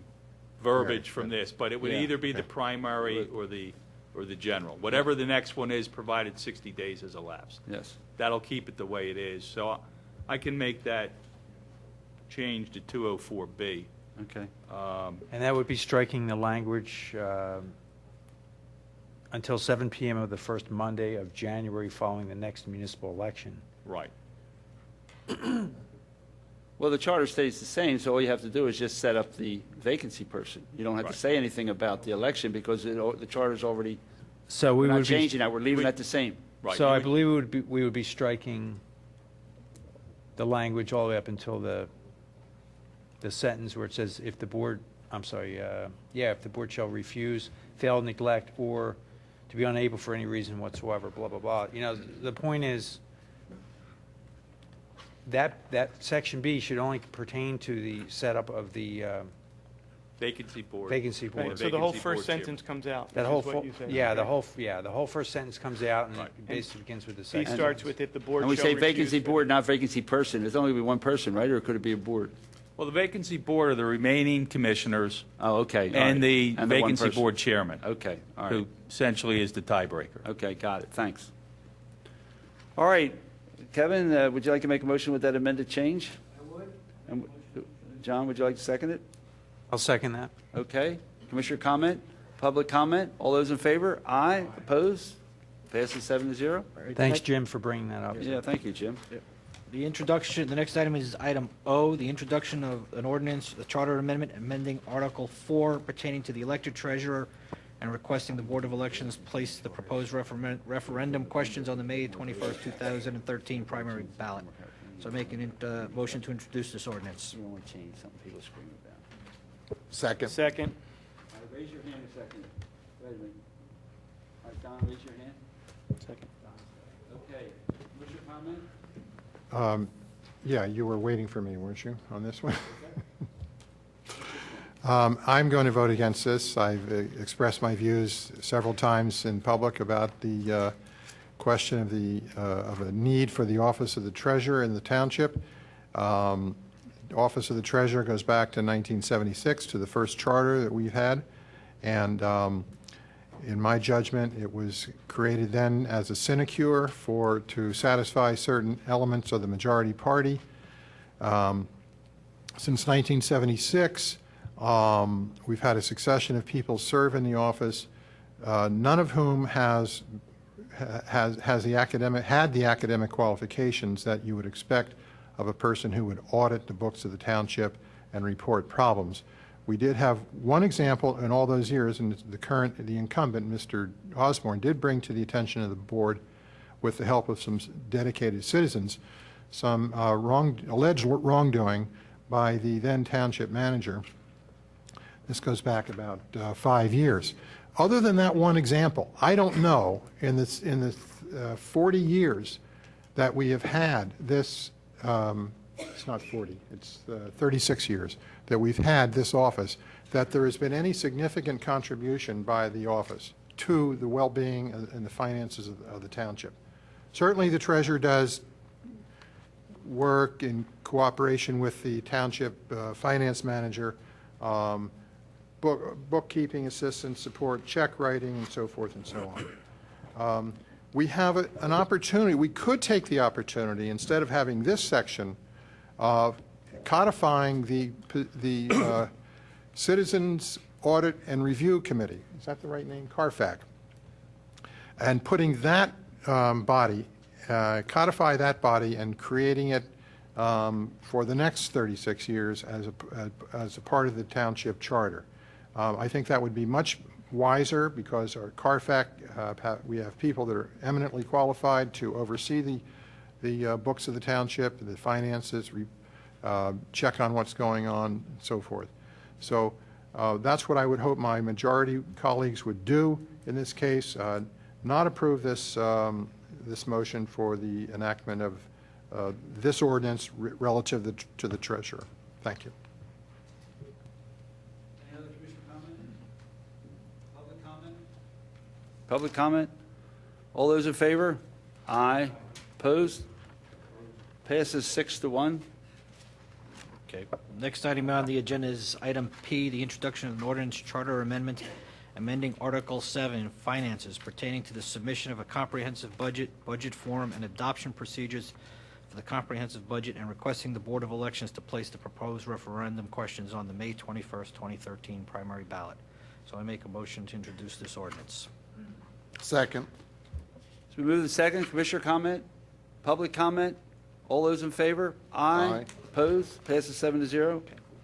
The final item is the introduction of an ordinance charter amendment identified as item Q on the agenda, and it's amending Article 7, Section 7.11, contracts, and requesting the Board of Elections to place the proposed referendum questions on the May 21st, 2013 primary ballot. So I make a motion to introduce this ordinance. I'll Second. second it. I'll second it. You're not allowed I can't to wait. second. You second. What's that? You don't usually second. I know, but I'm allowed if we're going to wait a Yeah, half hour right. to second. I'm just going to make the Second. motion. All right. All right, John, you're seconding the motion. Commissioner comment? Public comment? I have a proposed change. I think the board ought to be made aware of it. I've talked to the solicitor about this. If you look at Section 1, which is Article 7, and then go to Section 711A, I brought this up when we first talked about contracts. The wording says, written contracts. All contracts of the township involving sums in excess of $3,000 shall be in writing, either in the form of a purchase order or more formal document. For sums in excess of $3,000, the document shall bear signatures of the township and the vendor or contractor. So what this is saying is if the contract is less than $3,000, it can be oral, an oral contract. And I don't think that's good management. I don't think that's the proper approach. I would recommend, and I actually sent this out around in an email, and it didn't get picked up by our solicitor when he did the drafting, but all contracts of the township, period, shall be in writing. Yeah. Now, they can be in a formal contract or simply in the form of a purchase order, but we ought to have a writing backing up any contract that this township enters into. Bill or Bob, why don't you give us the understanding why this wording's in there? No, I'm not sure, but I know that, everything has a purchase order. That's why I just asked Bill. Everything carries a purchase order. I'm not aware of anything that we would do verbally. And I don't think it's, I think Jim's right. I think it's not necessary to leave that. I think it just carried over from the next sentence somehow. So the first sentence then would read, all contracts of the township shall be in writing, which I think is consistent with what's occurring now. Yeah. Either in the form of a purchase order or, there's some more formal documents, some of them are lengthy, some of them are short, but there's always going to be some writing for contracts. So Just I to think if you just take out, Involving. modify that first sentence to say that all shall be in writing, and then it's either in the form of a purchase order or more formal document, I think we're okay with that. Okay? So we would be striking the phrase involving sums in excess of 3,000? Correct. And the word township, should that be capitalized? Silly question, but it refers to an entity, not... I not don't a know place. whether it's capitalized currently in the charter. Let's take a vote on whether it should be capitalized. No, it's, well, because the word Former township... commission. it Do we have any implies an grammar entity police in the audience? Versus... Okay. All right. Well, the solicitor will look It's at a that. legal I will- question, Jim. if- You should be if- right on this, right? Yeah. That's a editing, just authorize you'll me get to that edit later. Okay. as Edit as necessary. necessary. Because there may be Kevin- some other editing that Kevin, has can I to have a happen. motion with the change? I make a motion to delete that phrase involving sums in excess of $3,000 in item. And approve the motion 711A. without that. Second. John Nagel, seconds. Commissioner comment, public comment, all those in favor? Aye. Aye. Opposed, passes 7-0. That's it for personnel and administration. Before we move off, I just note John Ake is in the audience. He chaired the Charter Review Commission. John, please extend again our thanks to that group for their hard work. And you may want to email them, let them know that this action occurred. Thanks. Thank you. Thanks, John. And I just want to say that John Ake is one of my constituents in my ward. Thank you. All right. Community development. Yes, I motion that we authorize John Rice to create a resolution for open space acquisition policy. Second. Second, Commissioner comment?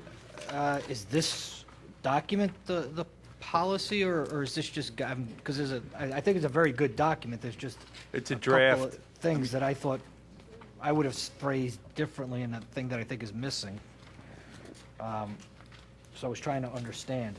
The resolution that I would draft would be based on this document. Okay, then I would like to see something a little bit more explicit. Again, I think perhaps somebody intended this concept to be there, but the two concepts I didn't see phrased the way I'm comfortable with would be ongoing annual operating / maintenance expenses for the property. I also would like to see an impact on the budget year by year for the life of any debt that's incurred. And the third piece is I'd like Carfax to review any financial calculations associated with that. Kevin, are these associated with any certain pages? I or picked just it in up when general? I got the Phase 2, Section 2. That's where I kind of picked up that Okay. that it wasn't there consistent with what I would have phrased it. But I thought that was, Yeah, that was a very good let me document. just point out that in the attachment A on the second page, there is, which is what the Open Space Committee would be filling out to present to the commissioners. It does have under, I guess it's number 17, estimated annual operating and maintenance costs. So you want to add in for the life of, is that your concept is for the life of any debt? It's separate. I mean, I wrote my note when I got to 2. It wasn't explicitly addressed in item 2. So if the feeling is that that item in the attachment is covering that one, that's okay. But then the other part was I'd like to see an impact on the budget for the life of any incurred debt, both the principal payment and the interest being incurred across the life of the debt. And then I'd want Carfax to just review and comment on any of the calculations. But Kevin, to your point, it needs to be in the policy as well as the form. Well, that's why I picked it up there. So it could, because forms get edited unintentionally, and we would want it in both. Can I just suggest that this is a resolution, it's not going to be advertised, that, Kevin, if you can give me comments, Yeah, I can send it to you in email, John, but and any other board member, because I'll circulate it before January 7th, if that's what we're shooting for adoption. I'll circulate the resolution so you have it in advance, and, you know, if there's any other changes, we can make the changes before the agenda gets set.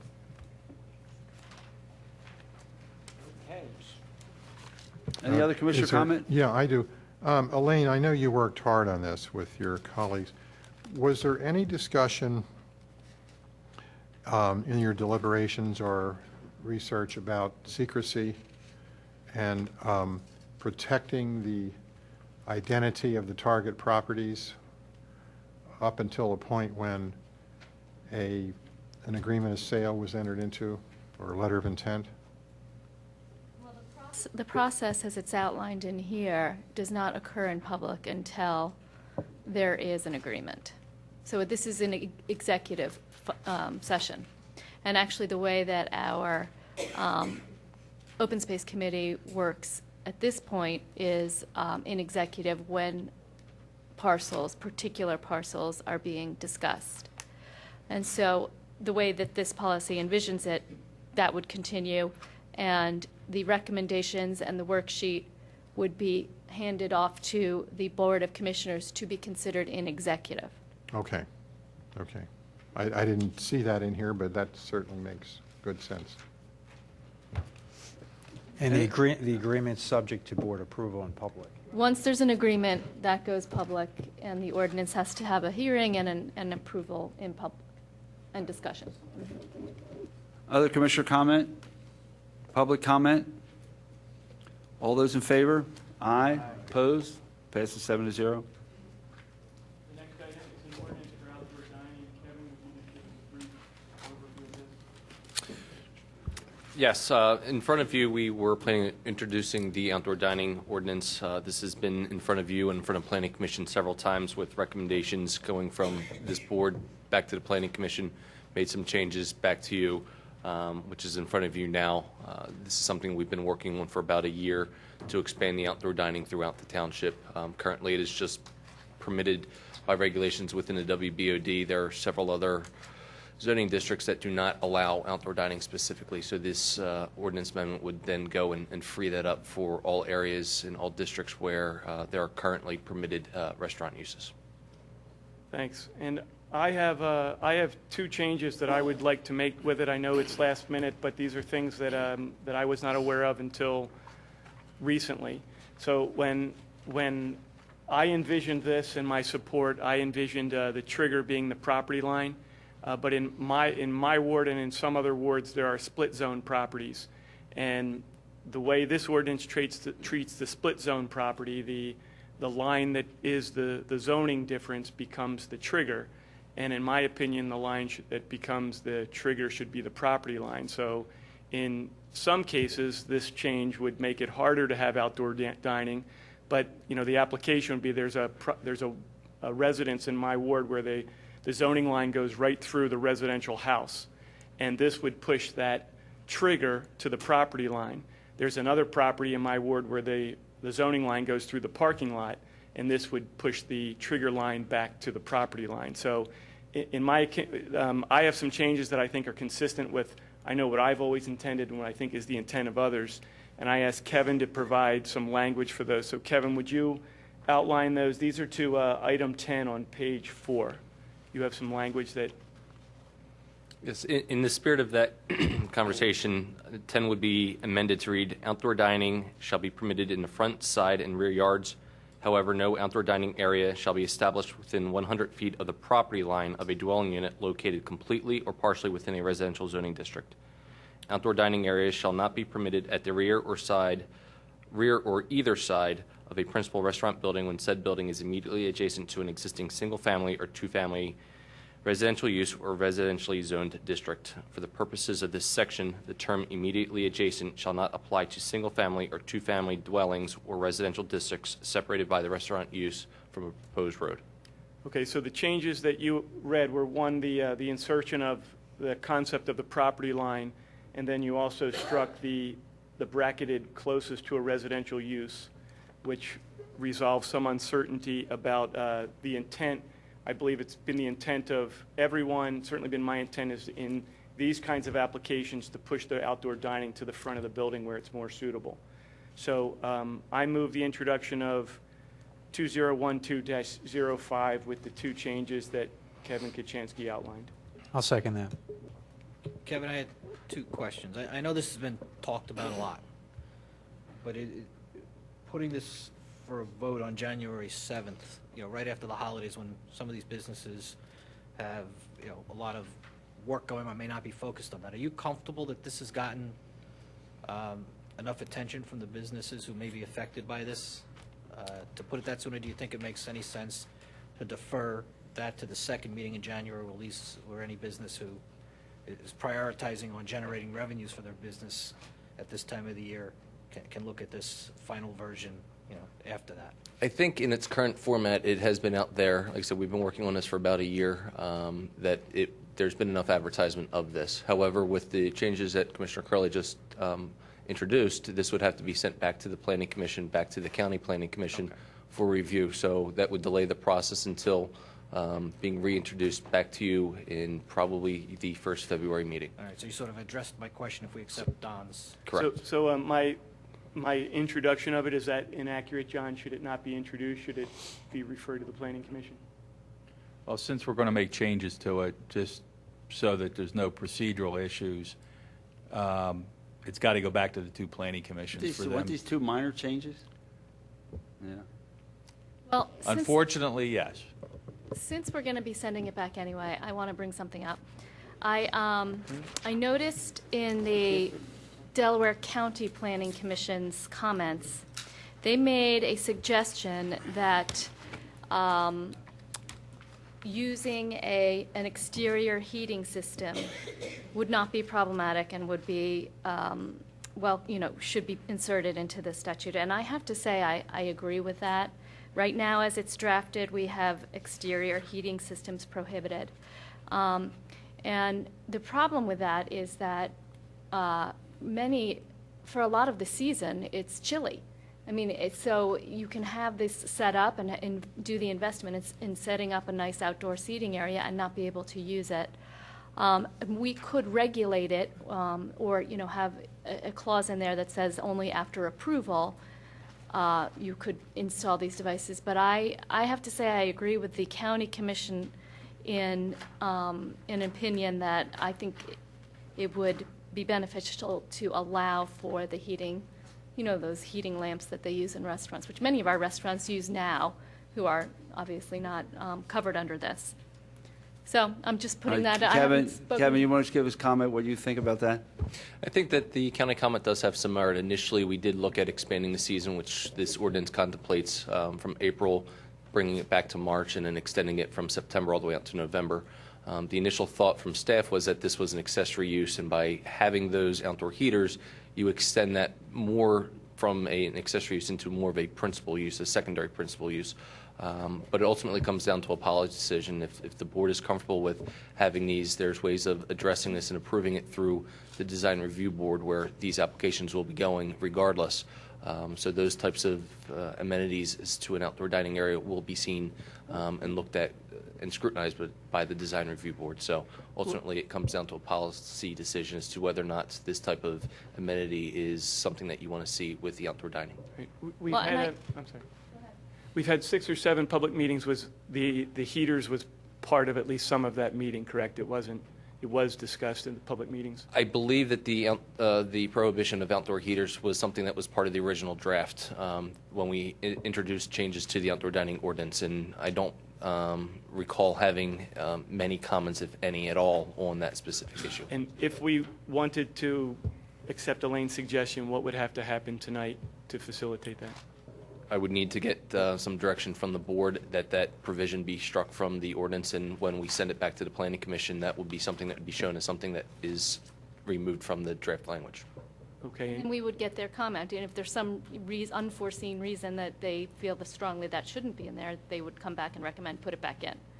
They would give you, yeah, so I would provide you the comments similar to the comments that we had received from Planning Commission in a memo from them as to what their recommendations are coming on the draft ordinance back to you. I mean, in the end, this is, my opinion is this is an activity that we want to see in our township. That's why we're doing this.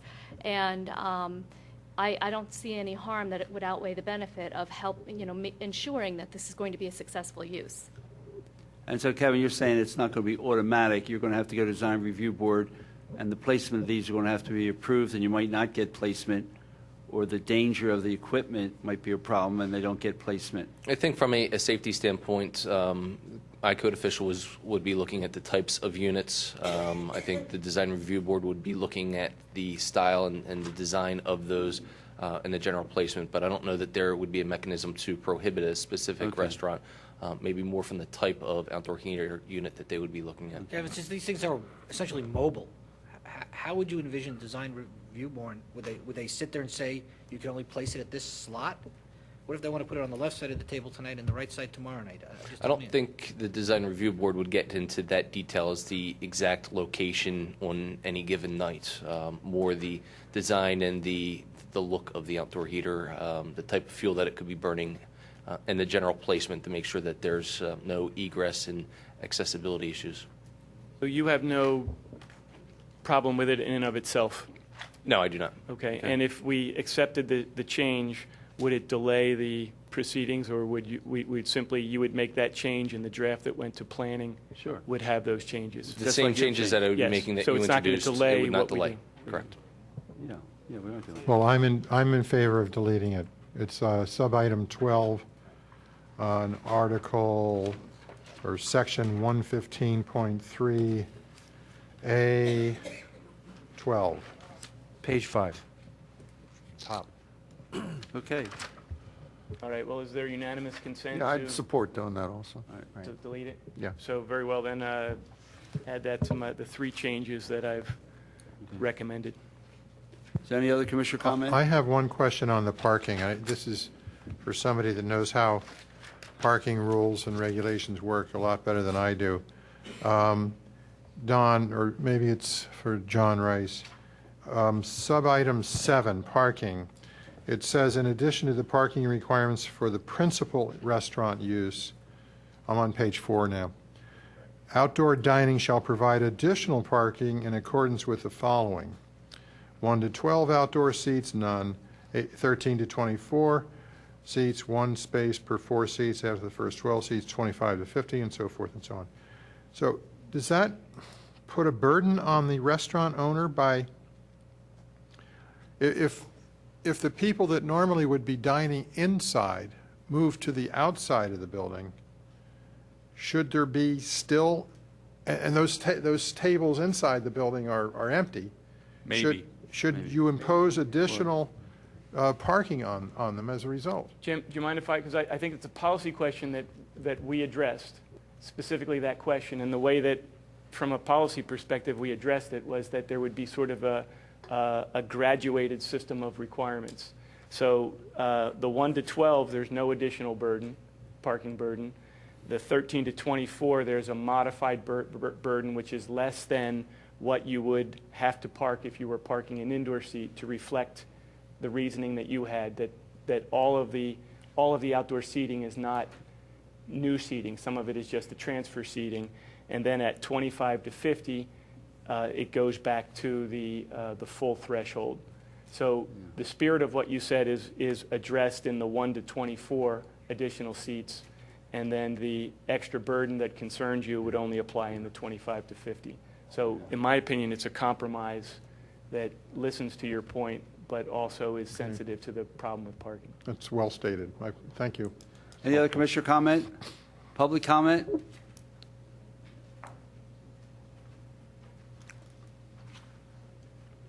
Hi, I'm Jim Schneller, the Brinfield and St. David's.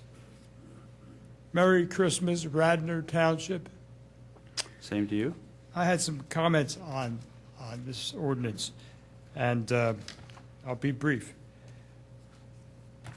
On page 2, in section 2, I have to thank you effusively because it grants it so far reads 48 inches, and that shall not include, and that's not how it's stated, it shouldn't include hydrants.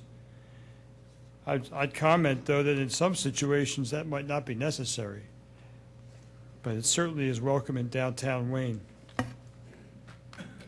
I wanted to plea on behalf of business owners that on page 3, the entire section 4 regarding furniture is unnecessary. I don't think we should be telling people what to use.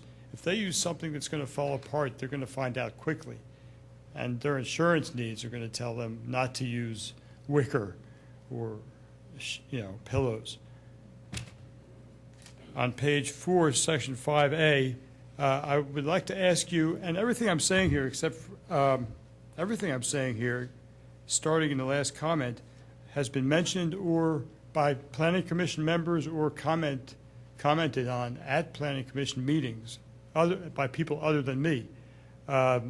Section 5A on page 4 says no advertising on umbrellas. And I think that that is really over-regulating and probably taking away some character of what some outdoor designers might use. Perhaps someone on the design review board could advise the commissioners on that. I'd like to ask that the township review seriously the number of parking spaces required. Much comment was made on this at the Planning Commission.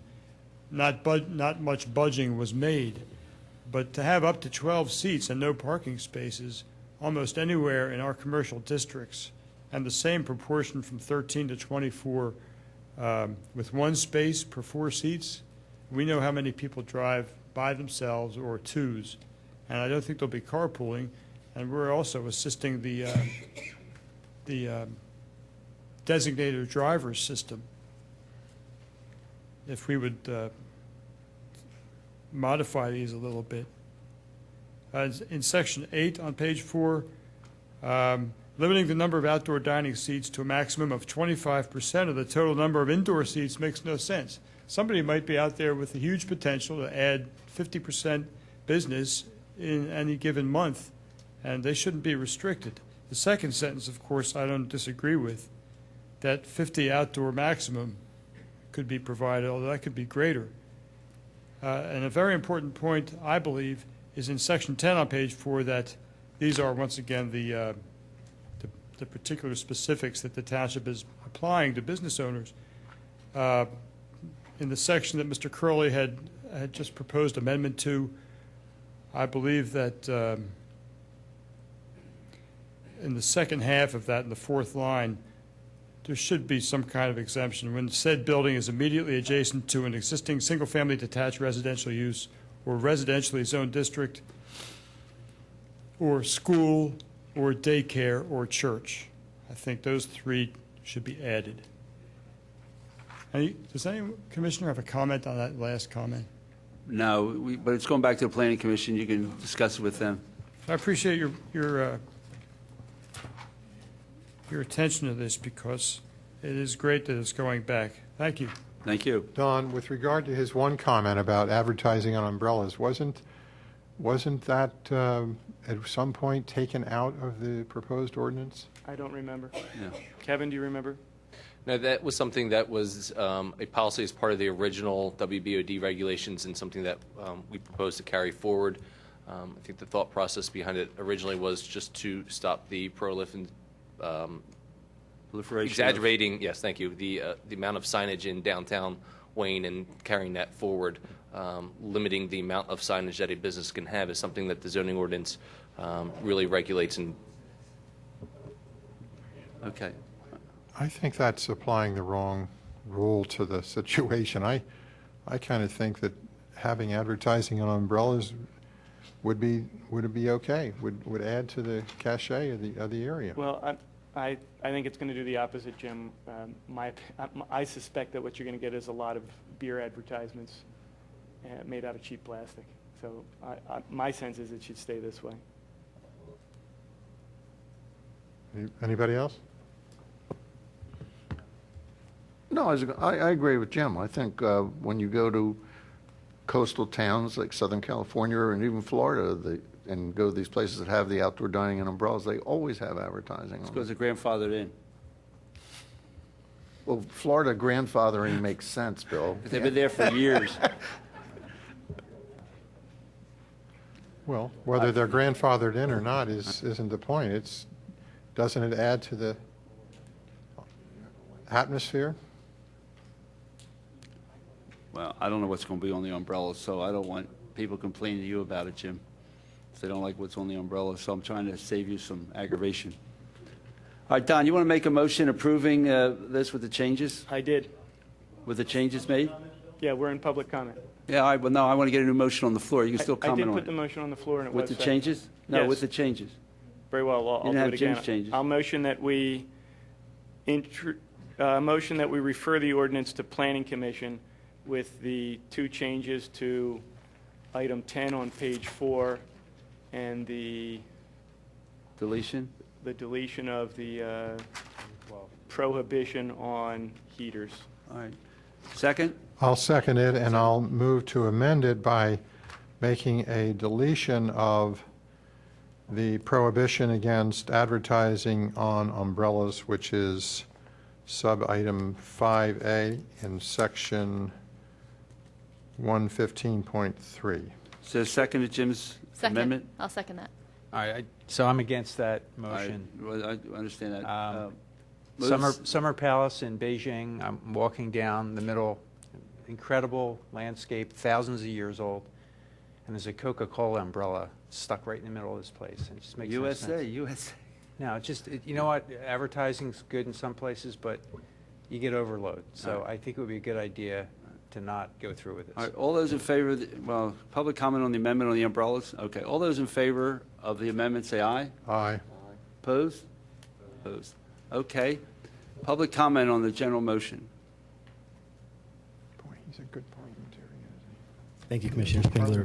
Baron Gemmer, South Wayne Avenue. Since a few minor things that, since it has to go through some iterations, perhaps we could take a quick look at. On page 5, section C, it uses the word existing instead of can be an accessory use on the same premises as an existing licensed non-conforming food. I'm not clear what the purpose, if existing is supposed to be for another purpose as opposed to just saying an or a or whatever the case might be. Was there another intent there, or is it superfluous? We'll check it out. Okay. I don't know, do you want to, John Rice, can you comment on that now? Baron, which, are you gonna say it again? I think it's going to Planning Commission. Kevin and I will take a Okay. look at Then it. let I me- think there was a reason why that's in there. Yes, we looked at as a special exception restaurants that are in districts that are not currently permitted. So if you had a restaurant in a district such as the PLO that restaurants aren't permitted, it doesn't seem to be fair to exclude them from having outdoor dining. So we had a process to have those types of non-conforming uses permitted to have outdoor dining by special exception. So it's just a mechanism to allow non-conforming restaurants to continue to have outdoor dining. Yeah, I wasn't questioning the non-conforming part, but are you implying that ones become non-conforming after this ordinance wouldn't be allowed? That's more the question about I'm not questioning the non-conforming part. I'm questioning the word existing and is the intent at this. You can't have a non-conforming created once could- it's zoning. I mean, you know. It could change again. Well, if they get created again and they're existing, they can have outdoor dining. But if you're John's looking existing- into it, I just want to bring up the Yeah, point yeah, if that's All right. there. On page 2, the figures that this, I guess, section A2, it says refers to figure 13, and also throughout the document it refers to figures 13 through 18, actually. Those are specifically under a section entitled WBOD. So that's kind of incongruous with the whole document meaning to be a ubiquitous outdoor dining. So in order to avoid some confusion, I don't know if they need to be renumbered or some different reference giving, but that could be a bit confusing and somebody trying to interpret that. Excuse me, Baron. well, So, that's just- Kevin, you're making note of this, and these are technical details that you're going to address? I can take a look at that, yes. Yeah. Yes. Also in that section, again, because the A2 is pretty much verbatim taken from the old WBOD section, it talks about a minimum sidewalk width of 48 inches measured from the inside of the curb. And in the WBOD, that may be appropriate where the sidewalks pretty much are on the curb. But in a lot of areas, there's grass between the curb. So I believe that it would be better for that from to be between, because you want to measure the actual sidewalk, not starting from the curb and then wherever the other edge is, which may be a much bigger measurement than what you intend. So it's really meant to incorporate where there's grass between or some other substance between the curb and the actual sidewalk itself. One of the things I brought up in planning, and I don't know if because of late hour they just didn't want to address it and didn't think it was necessary. One of the things that's not addressed here is perhaps a safety issue, that there's no restriction or regulation on allowing the outdoor dining area to be separated from the main dining by driveway, parking space, parking aisles, which could create a fairly unsafe area for both the customers as well as for the waitstaff who might have to be going across an active roadway there. And there's no restriction on that I see in there. Kevin, is that accurate? Without seeing a specific situation, why don't we just it's get all these impossible done? to say what impacts And then there he'll could look be. at them. Well, that's fine. It's going back to the planning commission. We're not passing it tonight. Okay, well, just if I bring them up now, at least maybe You're Kevin can- commenting, and Yep. he'll make a note. We're I'm not going to perfectly address fine them with that. all Thank tonight. you. Right.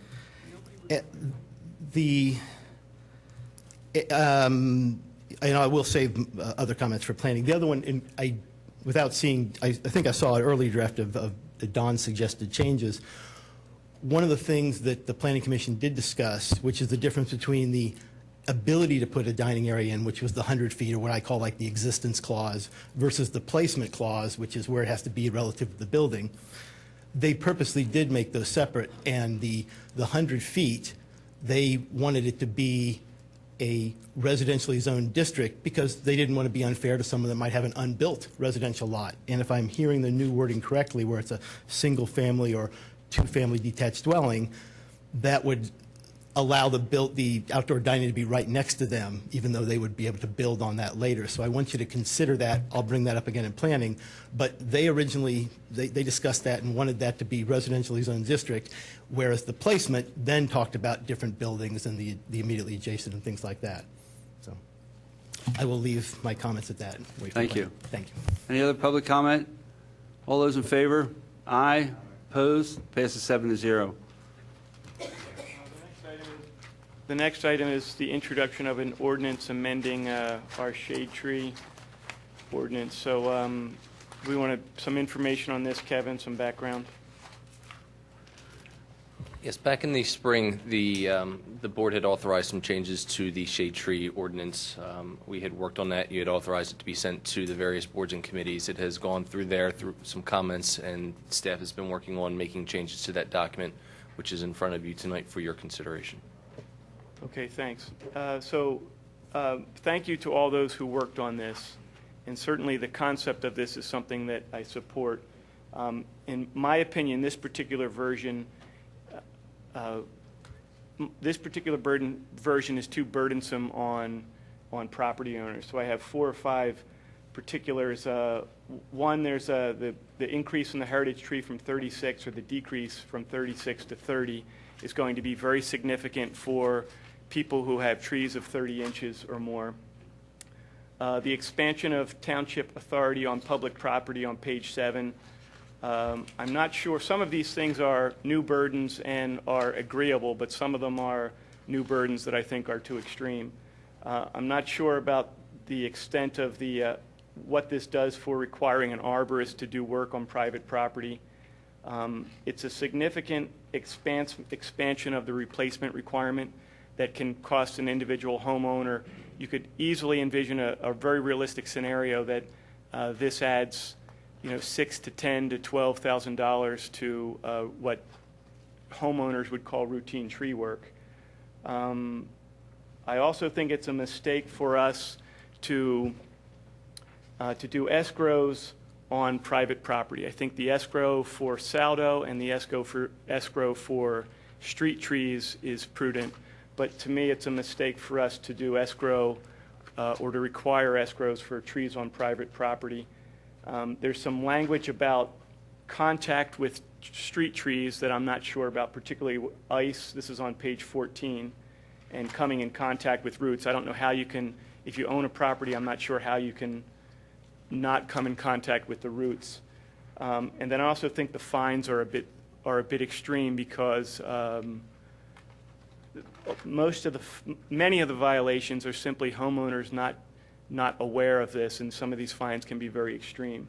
So in short, to me, there's a mismatch here. There's a concentration of burden on individual property owners, and most of the problematic aspects of our canopy removal, in my opinion, are coming from our saldo process and sort of the large-scale removal of the trees.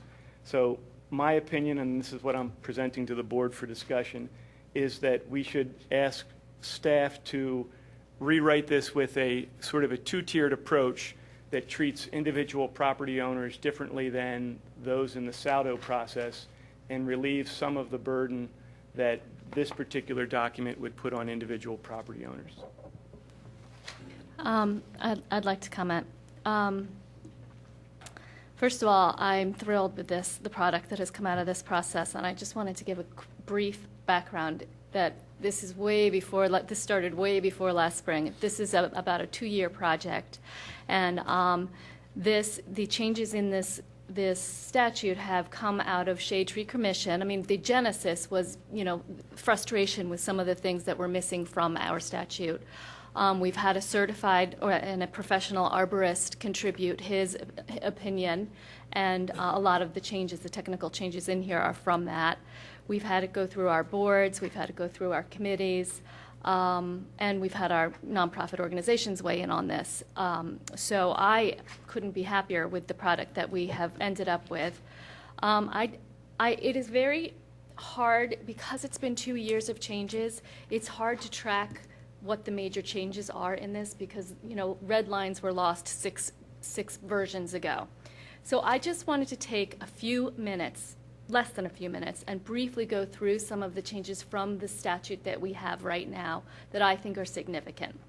The first one is that this Shade Tree Commission itself is going to be 7 members instead of 5, which it is now. This may seem like a little change, but actually that group is so overworked and overburdened that often over the years they end up just, it's so much work just to react to the plans that come in front of them that there isn't a whole lot of time for proactive work and planning and education. And hopefully making that board a little bigger will lend to that, especially since now we have an arborist, not on staff, but contracted out. Secondly, as Don mentioned, we have changed the heritage tree definition to 30 inches rather than 36. 30 inches is a big tree. It makes a big difference to your local environment when you take away a 30-inch tree. And that is the professional standard that the arborist recommended. This new ordinance calls for better protection of trees when construction is going on. So it used to be there was that orange plastic fencing, which often gets blown away or the rains take it away. Now, when you're doing construction work, you'll be using a chain link fence to protect the tree areas. It has a simpler and, yes, more demanding tree replacement formula. That's a policy, the decision that this board will make, that whether we want a more demanding tree replacement formula. I think we all recognize that our forests and our woodlands are natural resources that we need to protect and replenish, and that's where that comes from. This is another very important. This statute is written now that if you are a homeowner or a developer who finds it not feasible to do your replanting on your property, you now have a choice. You can pay a fee in lieu of that towards a commemorative fund for planting elsewhere in the township, or you yourself can plant the correct amount of trees somewhere else in the township. That's a new option, and that will be very helpful to the reforestation of this township. Can you clarify? That's not really a new option. That's a new fee. That wasn't there before. If I took a tree down in my yard, I didn't have to pay. It was not formalized, and I think often what would happen is there would be a negotiation with the developer. I'm not a developer. If I take it down in my yard, I got a big tree in the middle of my yard and I want to take it down, I can take it down. I didn't have to pay anybody other than the guy who takes my tree down. Well, now we're making the determination that if it's a heritage tree that you're taking down, you will be replanting to replace that. So and you're if that's a taxing me to take hardship the tree to you, down. And it's not just the heritage tree lane, it's all the trees. If you Yes, take down more it's than any 6. tree. No. Yes, any tree over 6. Over but it's 6 any tree trees over 6. of 6 calipers or 6 Yes. dBH. So it's not just a few trees. If you take a few trees down, you're fine. So you're taxing me to take down trees in my yard. You can term it any way you want. We're replenishing our natural resource. It's In not any yours, case, it's I'm my going to tree. continue on with these changes. Now these permitting will be triggered with the removal of 200 cubic yards as opposed to 300. There's some clarification between hazardous tree removal and emergency tree removal, which was very confusing in our prior language. And then finally, there's a new section that was just added because of some of the concerns of some of my colleagues. We now have an appeal process that's based on hardship. So if you are on a small property and you are removing a heritage tree, and it's a tiny little property and you can't afford it, and you feel it's unfair that you have to go and plant, 3 saplings somewhere else because you're removing this tree, you can come to the Board of Commissioners and you can say, this is a hardship to me. And the Board of Commissioners can make a decision about whether that's true or not. And I think that's a very important facet of this, in that for regular homeowners who are removing 7 trees instead of 6, and they feel that this is burdensome on them because they have a small property, they have an avenue to come. It's free. You come in, you don't need a lawyer, you don't need to go to court. You come into the Board of Commissioners and you make your case. So I think that's a really important aspect that addresses the fact that there may be cases where a replanting requirement is burdensome on a homeowner, and we're willing to recognize that and do something about it. So, in all, I'm thrilled about the way this has turned out. I hope that it moves forward and we have support. I do have one just small technical change. One of the first section where we do the in lieu of language, I think it just didn't get transposed right, and it is section on page 9, section 263-8, subsection 6. It just refers to the wrong, if there's a wrong reference number. 263 minus 11, Yeah. hyphen 11B needs to be changed. Right.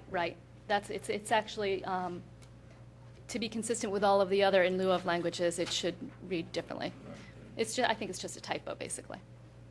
But other than that, I'm very thrilled with this, and I hope everyone takes the time to look at it. And I also, if whatever gets passed, a hugely important part of this process is whatever amendments we make, we need to educate our contractors, our tree companies, and our homeowners, so that our arborist has an easier time in enforcing it and helping and making things work accordingly. And there was one item that I don't think you indicated. If you did, I missed it. But the escrow on private property is new. We're currently not requiring people who plant trees It was to escrow. it was actually optional before, and now it's required. This, and I see Howard Holden sitting here in the audience, we wrote the original shade tree ordinance in the 80s, right, Howard? And at that time, we had to gut about half of that ordinance that we wrote in order to get it passed. And over the years, it's successively been improved and strengthened. And quite frankly, I think this is a wonderful attempt to get where we want it to be, and I think we're going to have to go further than this in the future. And if you don't understand the significance of this ordinance, all you need to do is drive down Lancaster Avenue, past the property that Bentley's developing on County Line, where County Line runs into Lancaster, and you will understand the importance of tree cover and canopy and what it means to a neighborhood. So, and that's what we've always tried to do. We've tried to preserve Radnor Township. It's a tree city, green country town, all those things we hear all the time, and this ordinance is so vital to make sure we maintain those values. I don't disagree with some of the principles you articulate, John, but this is a huge infringement on my personal property. I pay to maintain the trees, I take care of them. Now all of a sudden, if I decide to take one down, I got to pay the township. It's just a disguised tax. It's unfair to the residents who have trees on their property and limits their ability to do what they want with their private property. It's one thing when you do it with a developer. It's a whole other thing when you do it with a resident. It's the government infringing upon my property rights. It's just basic, fundamental. So I also think we can do the things that you identified. We can protect it without being so burdensome on the individual property owners. So I think what we have to do is decide whether we want to direct this in the way that I've identified or proceed with the document as it's written here. So sense of the board, I don't know where others fall. I mean, clearly know how John and Elaine have. Any other comment? Well, I support the draft as it's written. I happen to be, the project that Commissioner Schaefer has just mentioned on Lancaster Avenue is in the 7th Ward. It's basically clear cut. So we went from having this incredible state property with very large estate trees, large caliber trees, and now it's completely dirt. There's not a single tree left. Well, it'll be replanted, John. Well, it'll be replanted, but we lost a lot of large trees. We can have that ordinance, this ordinance for that application, just a different ordinance for the second example in the 7th Ward. On a weekend, we had a condo cut down a 35-inch tree because it was just under 36. The tree was in perfect health. The reason they cut the tree down is because one of the residents was tired of sweeping up the things that fall from the tree. That was the only reason they cut the tree down. Probably one of the most beautiful trees in Garrett Hill was taken down. So I fully support changing the caliper dimensions of the tree, what the definition of a heritage tree. In response to Commissioner Higgins and Curley's comments, I respect your opinions, and I see that point. I did personally own a wooded lot at one time, and quite frankly, I kind of wish that this ordinance was in place when I owned that property, because it would have given me pause instead of acting without thought, cutting down trees that I shouldn't have cut down. So personally, I think I would have benefited from that ordinance. It's very easy for homeowners to react, especially after a hurricane. They see trees fall, they get nervous, they say, I'm going to cut all my trees down. I think what this ordinance does, it gives people a reason to pause and think through that decision. And it's not a bad thing, it's a good thing. Really what makes Radnor different than many of the other towns in the area is that we have a lot of heritage trees, and we value those trees. If you think of some neighboring towns that don't have the trees that we're talking about, you think of the vision of lots of concrete and impervious and just not very beautiful streets. So I support this fully the way it is.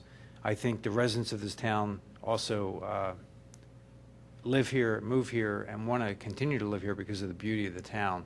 And most of the beauty, in my opinion, comes from the trees. So, I respect personal property rights. I want to have my own personal property rights. But an ordinance like this, we tax a lot of behaviors that we don't like. So this is, if you want to call it a tax, you can call it a tax. It's not a tax. It's a policy. It has provisions to ensure that trees are planted when trees are removed. So I support it. I have one comment and then a question. I fully support the ordinance. Before this ordinance was passed, in my neighborhood, we had a family move into a property and took down a 175-year-old tulip poplar. This is right across catty corner from my home. And then they came into the township and wanted a permit to build a swimming pool. Well, they woke up to the fact that they could not build a swimming pool because they were on a corner lot. So we all suffered as a result of that. Ignorance of the law in that case hurt everybody. We lost a magnificent tree. And so there are some burdens here, but I think it's worth it. I think it's worth it for our environment. I think it's worth it for this township that we live in to preserve it, as Elaine said. My question is on heritage trees. Do we have any standards? Have we had any standards for the Shade Tree Commission to deny a permit to remove a heritage tree? If you look at page 11, subarticle or subsection C, C3, the wording reads, the Shade Tree Commission shall approve or disapprove each heritage tree permit application in accordance with this ordinance. It doesn't give you any guidance at all as to how they will disapprove the application. How has it worked in practice? Do we have any firsthand knowledge on that? I know you don't want to, but do it anyway. Jim, well, I'm Howard Holden, Chair of the Shade Tree Commission. In past experience, the commission listens to the homeowners or the developers' reasons for why they want to take down a heritage tree. And in some cases, we determine that it is a practical issue, that they should be able to take it down as long as they replant compensatory trees. In some cases, we do deny it. If someone has, we've had cases that come before us, for example, of new homes that have been built. We have fought to keep the heritage trees.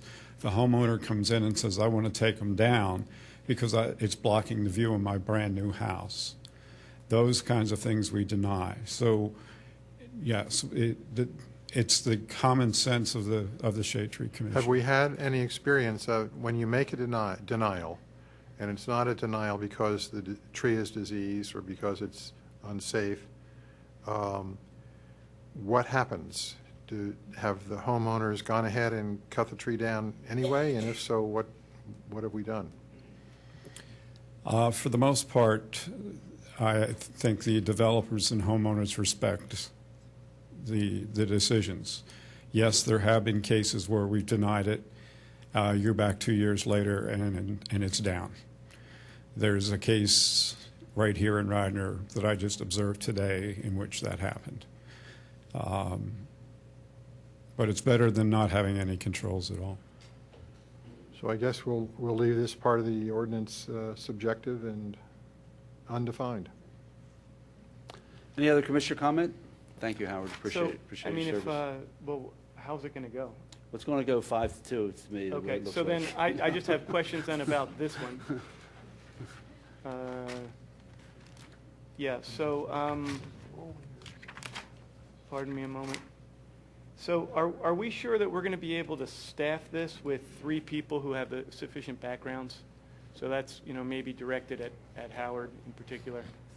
It's hard. It's going to be hard to find people, correct? It's already hard or difficult to find professionals to serve. Are we going to be able to do this, do you think? I believe so. Okay. So far, we've been able to fulfill that requirement. Okay, and then there's language about dead trees. In your opinion, I think I know the answer, but tell me that it adequately addresses safety of homeowners, meaning that people have genuine concerns about trees, and they don't have to be rational concerns, and those interests have to be met. So obviously your opinion is that this adequately addresses that concern of safety that a lot of residents have. Yes, and if there are questions regarding safety, those on the Shade Tree Commission, those 3 that you mentioned, are people that are knowledgeable about trees. They're not certified arborists.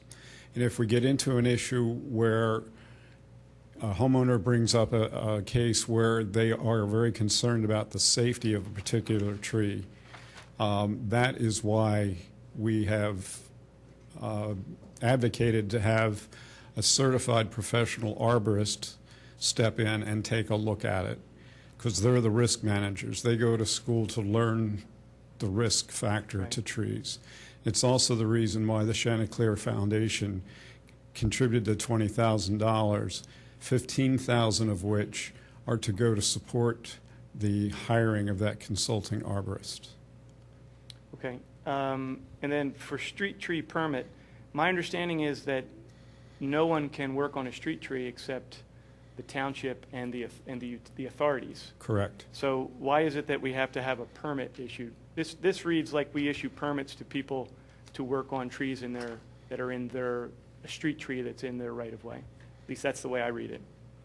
But we don't want homeowners working on trees that are in. No, we don't want homeowners working on trees that are in the township right away. Okay. Can I ask a question? Why not? The township doesn't take care of it. I mean, they don't. Yeah. They didn't take care of the trees in front of my house. I had Steve Schreiner come out and do it. So what's the logic of that? The logic is if a homeowner decides that they don't want a street tree in front of their house, they take it down. Yeah, I mean, and just so on page 13, the Shade Tree Commission encourages all residents to plant, maintain, and assume stewardship for street trees. So to me, there's some real conflict that we're encouraging them. I don't think we should be encouraging them. I think your inclination that the township or the authority should maintain the street trees, but that has to be addressed. I'm not sure what it is. Isn't the object of getting a permit to work on a street tree in the right-of-way is that we okay what you're doing? I mean, there might be someone who wants to do something that we agree with. I mean, we trim trees, we maintain trees, we take dead trees down, but if someone came to the Shade Tree Commission and said, I have these 2 trees in front of my house, this is what I like to do to them, and pay to do it. I lived in my house now 16 years, and I don't think anybody from the township has ever come and trimmed any tree that's in the right-of-way in front of my house. Have you asked your commissioner for help? Yes, you need to. I would If I had known that's an option, I would have more than have asked for it. Well, we might not have done Kevin, it, if you but need could that, ask. just give me a call. I'll take care of it. I'll make sure it gets done. All right. Just to Don's point, I think the intent of the ordinance, as I read it,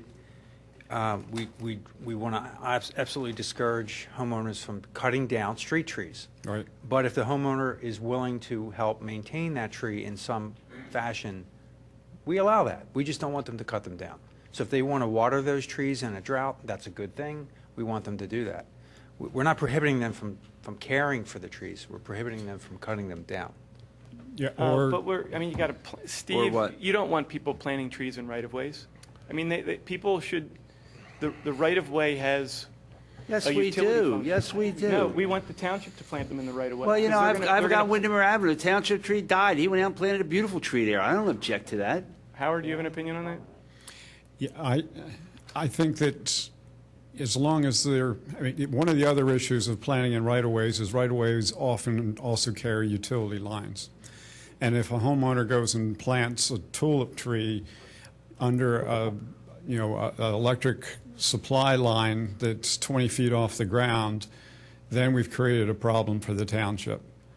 So as the Shade Tree Commission, we do not encourage people to plant street trees. We feel that is a municipal responsibility. So, Steve, how often do you plan to come out and prune trees in the township right-of-way for all the residents of Radnor Township? No, we don't. We don't. And if you remember from some of the past presentations earlier in the year, again, just like with the stormwater, as AMEC brought up, we're more reactive.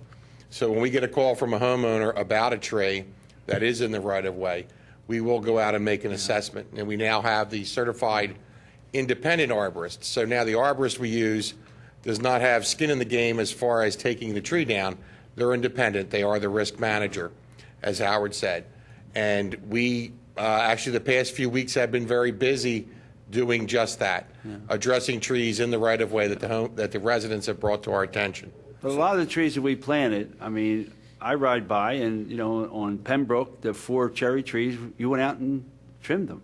You go out Morris Road and you trim those cherry trees. I mean, you do go out and do that. By the apartment buildings, that's correct. Yes, I mean, I've seen it, where it's done.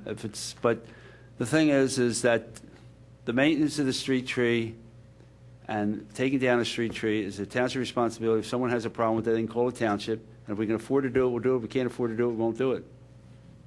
I just do want to note that the statute as amended does encourage landowners to plant.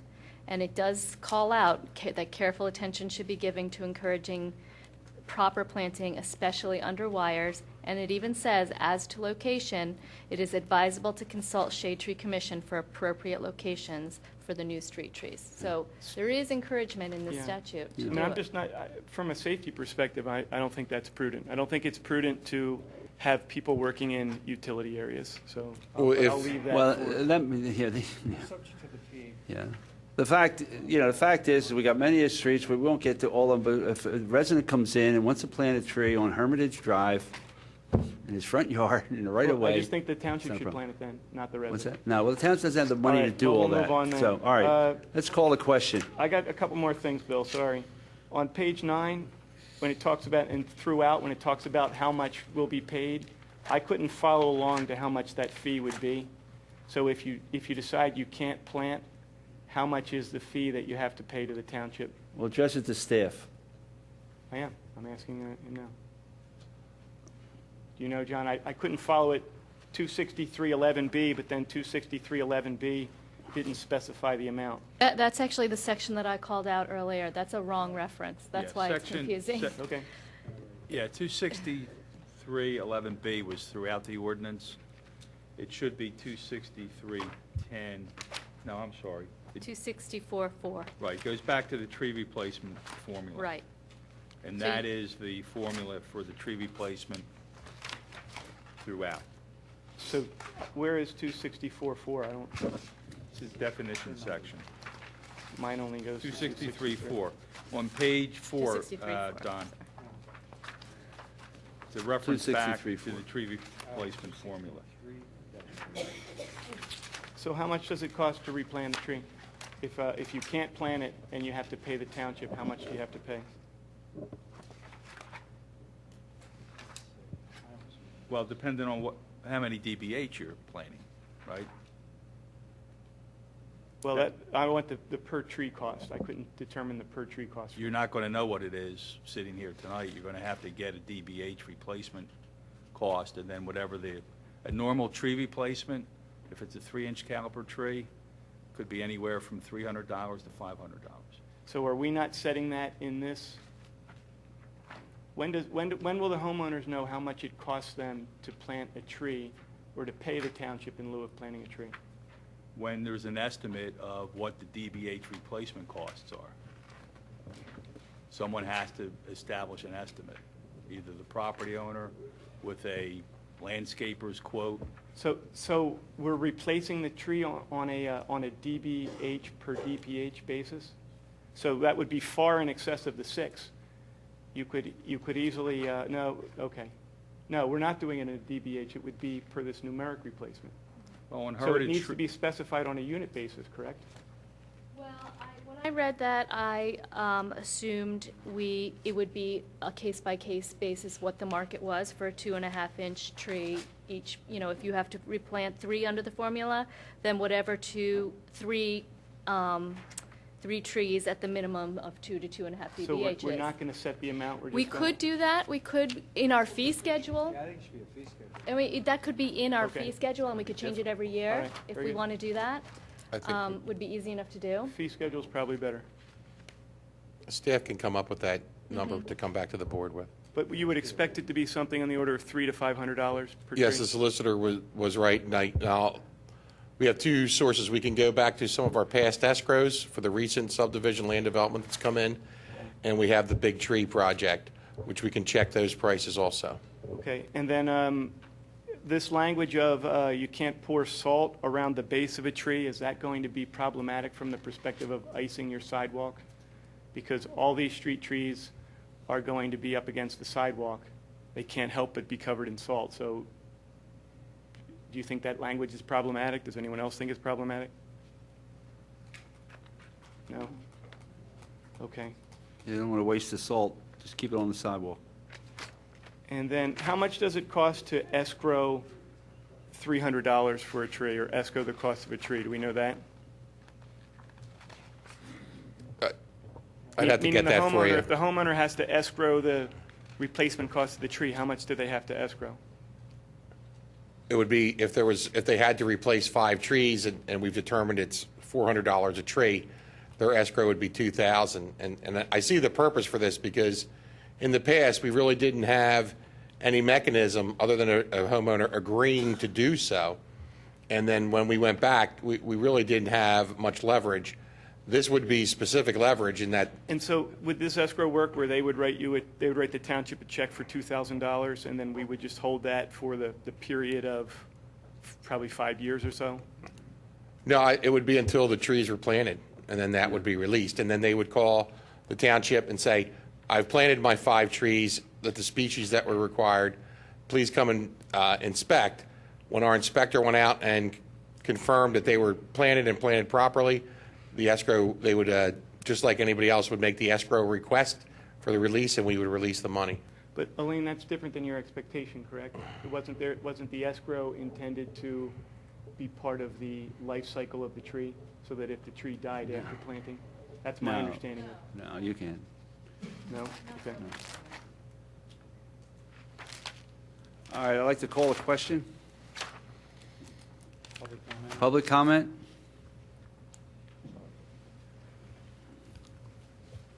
Hi, Jim Schneller, St. David's. I've commented before as this has evolved. I have mixed comments, and with that escrow and another particular issue, I'd like to mention that there are deterrents to planting, and if there's going to be expenses and escrow complications, people are going to naturally veer away. I think this needs an overhaul, and I think that another aspect of that complexity issue is on page 9. Just as a for instance, the grading and clearing permits, you shouldn't require a plan. Once you're saying plans, I've come into many meetings and the plans have been really nice, but I don't think people should be required to get an architect's plan or even a simplified architect's plan. They should be able to come in with photos. If you put in or photos at B3, section B3 on page 9, the entire section reads all right. For instance, all trees to be removed designated with an X. If someone knows how to photograph the 6 trees, they put an X on one on a photo. The plan system is costing a lot of money, and it's deterring people, and that might even lead to people doing their own work. I also think you need an overworking because there seems to be, please tell me if I'm wrong, but there was a section regarding a challenge could be lodged with a manager at a certain point in the removal of a hazardous tree. Now, if a hazardous tree is about to be removed, it's been claimed to be hazardous. If somebody happens to pop in and say, wait a minute, it's not hazardous, there should be that implement where someone can go to the manager and say, would you retract that? Because naturally, if it is hazardous, you don't want to wait and take it to the next commission meeting. But the manager can be requested to refrain or to intervene and stop a quote, hazardous tree from being removed. And that leads me to another comment. And these are important. Once this language is in here, you could create terrible complications. On page 7, section D of 263.6, Section D talks about emergency tree removal shall not require the commission approval, shade tree commission approval prior to the tree being removed. But there's no indication given about hazardous trees. So instead of differentiating between hazardous and emergency, there's simply a giant gap here. Because the ordinance does, and I think it was necessarily differentiate between hazardous and emergency, I don't think it's given it any teeth. And that I think is my overview. I don't know if it should be 30 or 36. You can't make up a formula. I know townships have tried because so many trees differ in their maturity and how thick they are. But you can put teeth in it. And if a hazardous tree is requested to be removed, I've seen it done by developers or around that time of development. They want to get a tree out of the way, and they simply go to the manager. And it becomes a part of the grading format. And I've seen the zoning board say, there's a tree here, and the developer will say, oh, yeah, well, that has to come out. And the things get lost in between the various department of review. So on page 7, section B at the top, if hazardous tree removal, it says property owner is to contact the township or fill out an online application. I think there should be a mandatory inspection for hazardous tree removal to see if it's hazardous. I don't think it has to be the certified arborist. We don't have to create costs. Or simply ask them to submit photos. You can even do that online. I really wish that you would look into upgrading 236.6B on page 7. And my ultimate request during the entire year and a half of this process was that section going backward to page 263.5 B and C. In section C, we're still leaving permits up to the manager. And I'm encouraged by the fact, and I don't want to overcomplicate this, but if anybody who is so inclined, if you look at page 263, okay, section 263.5C on page 6, and if you compare it, lost it.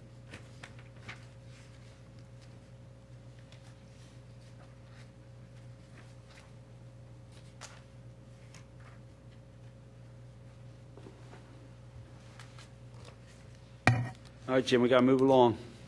Well, is either Kevin or John aware of the section where they, there is the process?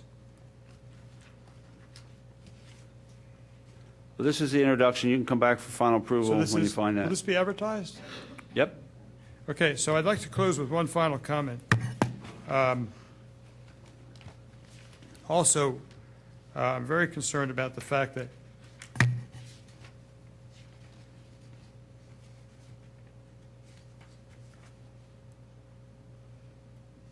Jim, you can come back when it's Got the it. next meeting, okay? Thanks. when a sidewalk is being repaired, no homeowner should be required to go through somersaults, and there should be no fee.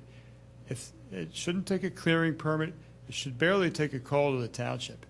I know the trees' roots are very sensitive, but at the same time, once again, we don't want to discourage street trees from being becoming, a realtor's favorite comment. Well, the township won't bother you, or the township's over aggressive about it. Because Radnor hasn't been over aggressive about it, but there should be a simple way for someone to get through a sidewalk replacement. Thank you.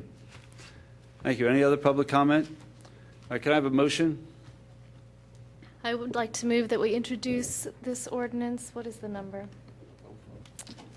2012-05. Have a second? Second. Commissioner comment? Public comment? All those in favor? Aye. Aye. All those opposed? Passes 5-2. All right, Public Works and Engineering? We have two caucus sessions tonight. The first is subdivision 2012-SD-03 final of Mr. Holloway and his company. And this is 229 and 255 West Wayne Avenue to consolidate two lots into one existing retail store to remain as a commercial building, outbuildings to be demolished, and to construct 6 new townhouse units with new parking and access driveways. And I think Mr. Holloway is here with his counsel and his engineer. Thank you. Good evening. Merry Christmas. We are here for final land development. My name is Dave Falcone. I'm with Saul Ewing for Kaz Holloway. We've been in front of the Planning Commission, in front of this board. The plan that we last were in front of this board with has not changed. The last letter that we received from Mr. Sartor was discussed at the Planning Commission at the end of actually it was at the beginning of December, I think. And the Planning Commission voted unanimously to recommend approval based on our compliance with his letter, which we believe we can do. Most of the comments there had to deal with some changes and notes that needed to be added to the plan to bring the plan into conformity, but nothing significant. There'll be no substantive changes to the plan. All the recommendations will comply, and we are comfortable with the conditions that have been proposed by Mr. Rice and noted in the memo that's attached to your packet this evening. Any Commissioner comment or questions? Any public? Well, let me just ask, there was some note in there about the County Conservation District. You've gotten the MPDES approval? Yes, we have made our application to the county. We're still waiting for our permits. Okay. And then it seemed that the County Planning Commission hasn't weighed in yet, or their meeting is next week or something like that? Their meeting is next week. This plan is the same plan as the plan that received preliminary approval from this board and the same plan that was reviewed by the Delaware County Planning Commission. As part of the final plan, we came up with more engineering details, details of stormwater management and things like that. So I don't believe that there'll be any further comments from the county because it is essentially the same plan. And is that a condition? That it is? Commissioner They're Schaefer. meeting this Thursday, Right. so, and Mr. Holloway will be there, so. Commissioner Schaefer. I just wanted to add to what Mr. Fiorello said, that the County Planning Commission is meeting actually this Thursday, December 20th, and he is correct that there are no substantive changes to the plan, and so we don't expect that the County Planning Commission will have any additional comments. Okay. Any public comments?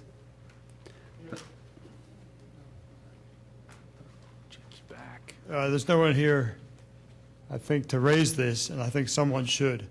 The township is undergoing a lot of upheaval about impervious. And this is a good time to ask you commissioners to take up a proposed ordinance that at some point would address this matter of measuring to the center of the road when you're including an impervious All right, calculation. well, you want to bring this up under public comment? You can address these plans here, but things you want us to do in the future, you can bring that up under public comment. Well, what's happened on this plan is that I know, but this is according to the new rules. If you want us to change the rules, then you have to address that at public comment. However, this is a plan, this is a proposal that's going to seriously alter the stream flow right downstream. And it's a good But time for you to take a look at it. It's subject to the current ordinances, not any future ordinances. So Yes, we but can't- it's a once way, the- at this point, it's something you can take a look at. It's entirely in your discretion. No, it's we not. can't, Jim. No. Jim, this plan has preliminary plan approval. Not much has changed. That was given in November. Not much has changed since then. So you can't change the rules or the ordinances in a plan. Well, that was a talking point, but however, No, that was a fact I just said. You can't change the rules. So if you Yeah, want to but within suggest something that the board ought to do, as Mr. Commissioner Spengler mentioned, under public comment, put something together in writing and submit it to the township. I don't think you'd be endangering your stance by asking for more.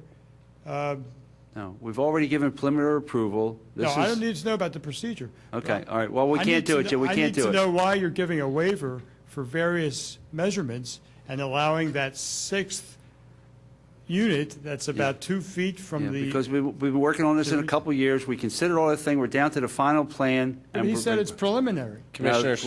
Preliminary's been approved. This is the final plan. Preliminary's There's a done. caucus on final. I know. Do something, because, and I have no Not voting tonight begrudgment anyway. against the plan. We're not voting tonight on this. so. Okay, great time for you to try to write something into it. Commissioners, the impervious coverage issue was something that I had actually written a determination on, which the applicant had appealed and gone to the zoning hearing board. Right. The zoning hearing board overturned my determination in Yeah. favor of the applicant on this specific issue. So the zoning hearing board actually set forth the rules and regulations as to how we calculate and measure impervious coverage. But the planning commission did have serious reservations about the sixth Yeah. unit. But Jim, we've already resolved all that and voted on it. I disagree, because now Okay, it's not well, resolved. What I'm telling you is, President Board, we have resolved that, and now we're doing we're going to vote, we're doing a caucus to discuss the final plan to see if there's anything between the preliminary plan with attached conditions and final approval, if there's anything in there that wasn't done. They've agreed to do everything, all the conditions are agreed, so I understand. we're ready to go. Thank you. I wish you wouldn't say ready to go. When this is the last time for final comment, there might be other input No, letters but we to you can't or change what we emails. already approved in the preliminary plan. I That's what you're missing the disagree. point. Well, that's fine, you can disagree, but that's the rules we go by. Jim, tonight is a caucus meeting for more board input. They're not voting on this tonight. There will be a final plan approval resolution back Yeah. in front of the board in January. You'll get another shot at this. But that's the problem.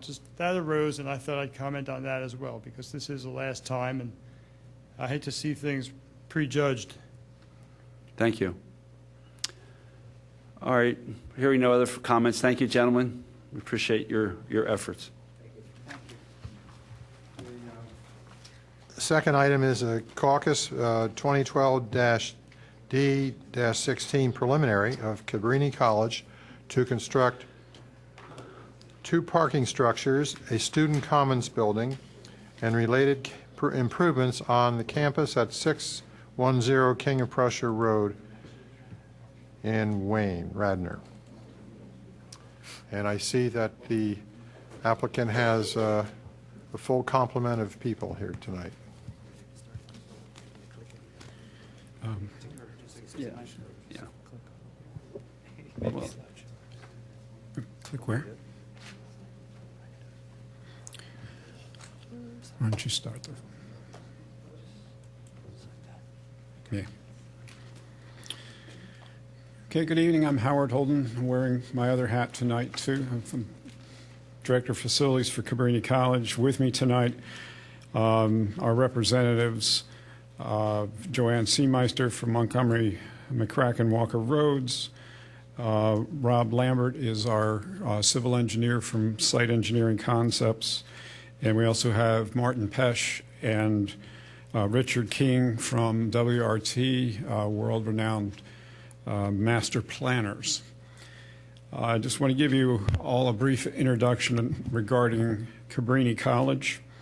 The college was founded in 1957 here in Radnor Township by the Missionary Sisters of the Sacred Heart of Jesus.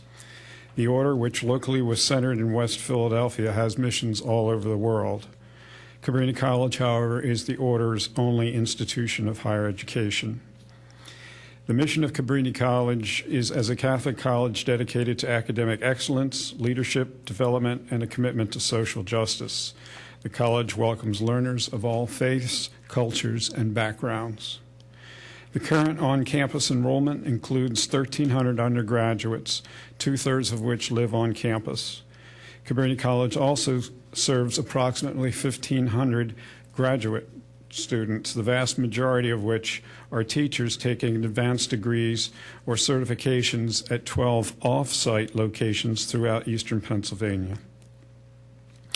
On-campus undergraduate enrollment has been as high as 1,800 students, but over the past several years, the college has recognized that it should reduce that down to 1,500 students, an ideal number for the size of this campus. The land development plan we will present to you tonight was designed based on this 1,500 undergraduate student enrollment. Among our goals in the present campus master plan are to be good stewards of the 112-acre Woodcrest estate and to create a pedestrian-friendly and environmentally sensitive campus. I think that the commissioners here recognize that Cabrini College strives to be a good neighbor and does contribute to the economic well-being of the community. We have 2 applications at present. Both are by right proposals, the first of which we submitted May of 2011. And over the course of the last 19 months, we've had 4 presentations with the Planning Commission, and we hosted numerous group and individual meetings with our neighbors. Based on the feedback from the neighbors and the Planning Commission, we have modified the original proposal, and we have submitted a second proposal, and this is what we will be presenting you tonight. Okay, that is the brief introduction. This is the existing Cabrini College campus. Just to help you get your bearings, this is Upper Gulf Road, this is King of Prussia Road, and then Eagle Road. And of course, Paul Road is over yonder on the south side. We have 3 entrances to the campus. The Upper Gulf Road entrance, our main entrance is the King of Prussia Road entrance, and we have a right-in, right-out driveway across from Paul Road.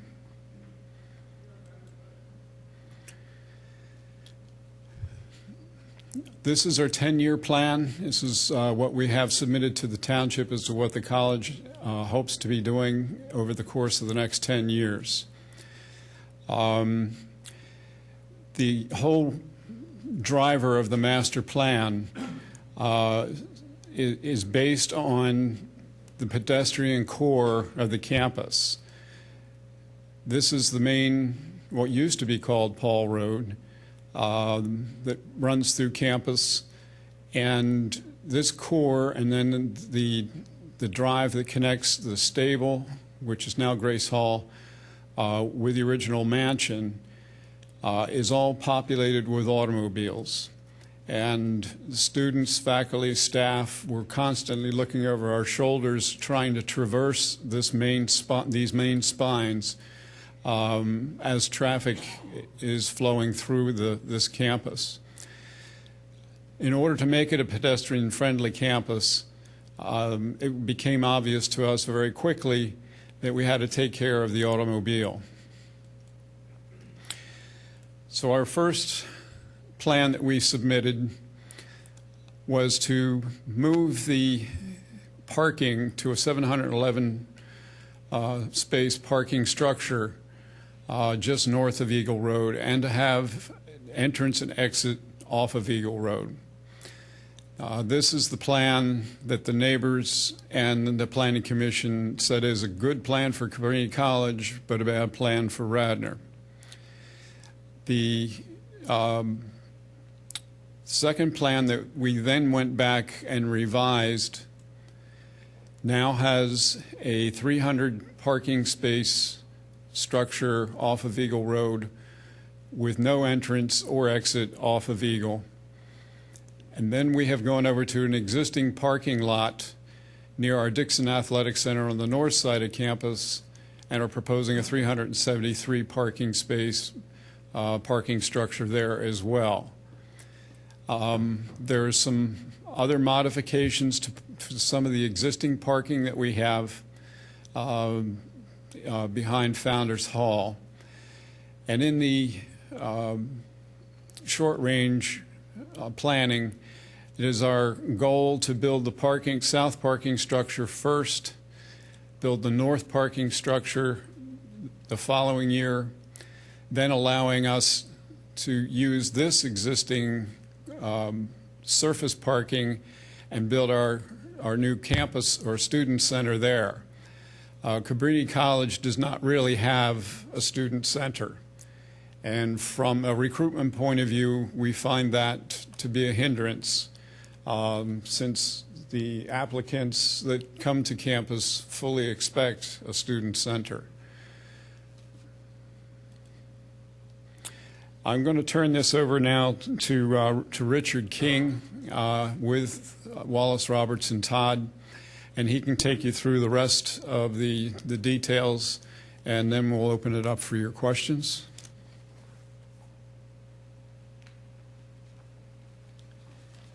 Good evening, everyone. Thanks for staying so late for us. I realize it's a long evening. The land development submission that we've provided, what we've done here is just to identify the locations within our 10-year plan that are part of that land development proposal, and then we'll go into a little bit of detail quickly on each of those areas just to help you get your bearings, because we recognize there's a lot of different parts to this proposal. The first area is the south parking structure, as Howard mentioned. The second area, the north campus improvements, which includes a new 370 or so car parking structure, a new campus center. It includes also a small addition to the Dixon Athletic Center, which includes lockers and storage. It includes a new surface parking lot to the north of the Dixon Center. Also outlined in red here and here are improvements to the road network, and those are necessitated by the closing of spaces through the center of the campus. This is an annotated drawing from the submission that you all probably have in front of you or have reviewed before tonight. You can see outlined in red through the core of the campus is the road network that's being taken offline from a vehicular traffic standpoint. Obviously, for emergency vehicles, things that would still be open, but for general daily use, that would not be open. We're introducing, you can see there's a small turnaround here where this road is being terminated, that is being added. On the east edge of the campus, you'll also see a new section of roadway that is intended to replace the road through the core of the campus to connect the north and the south ends of the campus, so that will wrap around the east edge. You'll also notice again in the north section, new parking lot, a new entrance road off of the main spine of the campus to access the parking lot and to come back behind the Dixon Center to the new parking facility. So we're going to walk you through each of these areas in a little bit more detail. The first is the south parking structure. The south parking structure, as Howard mentioned, is a 300-car parking structure on the south edge of the campus facing Eagle Road. Some imagery that we have provided for that. The lower drawing is an image of what you might see of the structure from Eagle Road. The middle drawing is an elevation or a partial elevation of the building. We've removed a lot of the trees so you can get a sense of the scale of the structure. There's still quite a number of trees that are existing that will remain, but also there's a large number of trees that would be added, as well as buffers from a planting standpoint, but we've cleared it away so you can see it. The building is approximately 13 feet high across its entire length. You can also see the top drawing is a sectional cut that slices through the hillside. You can see to the left is Eagle Road at the bottom of the hill, and that slopes up. And the new parking structure, the top level is a level with the existing campus loop road. The bottom level is notched down into the hillside, so it tries to keep the height of that building quite as low as we can relative to its view from the campus, but also from Eagle Road from the public side. The next area we're going to look at is the area around the campus center and the new north parking structure that I have outlined here. That area includes, as mentioned, new parking structure, new campus center. It also includes a new open space development, a new quad between the campus center and athletics. One of the key aspects of the plan really is this is previously a huge surface parking lot. What this has allowed, and that surface parking lot really disconnected the athletic center from the rest of the core of the campus. So this allows us to stitch together the pedestrian experience across the length of the campus so that folks can walk to the campus center and those other amenities without walking through parking lots. We're also adding a small parking lot here, an admissions parking lot. That's for folks that are visiting the college for the first time. Some imagery of those buildings. You can see across the bottom there are elevations of the campus center here on the left, the north parking structure here on the right, and a view of the new campus center looking back toward the historic stables, which are now called Grace Hall. And this is a view of the new parking structure, which will be immediately to the west of the campus center.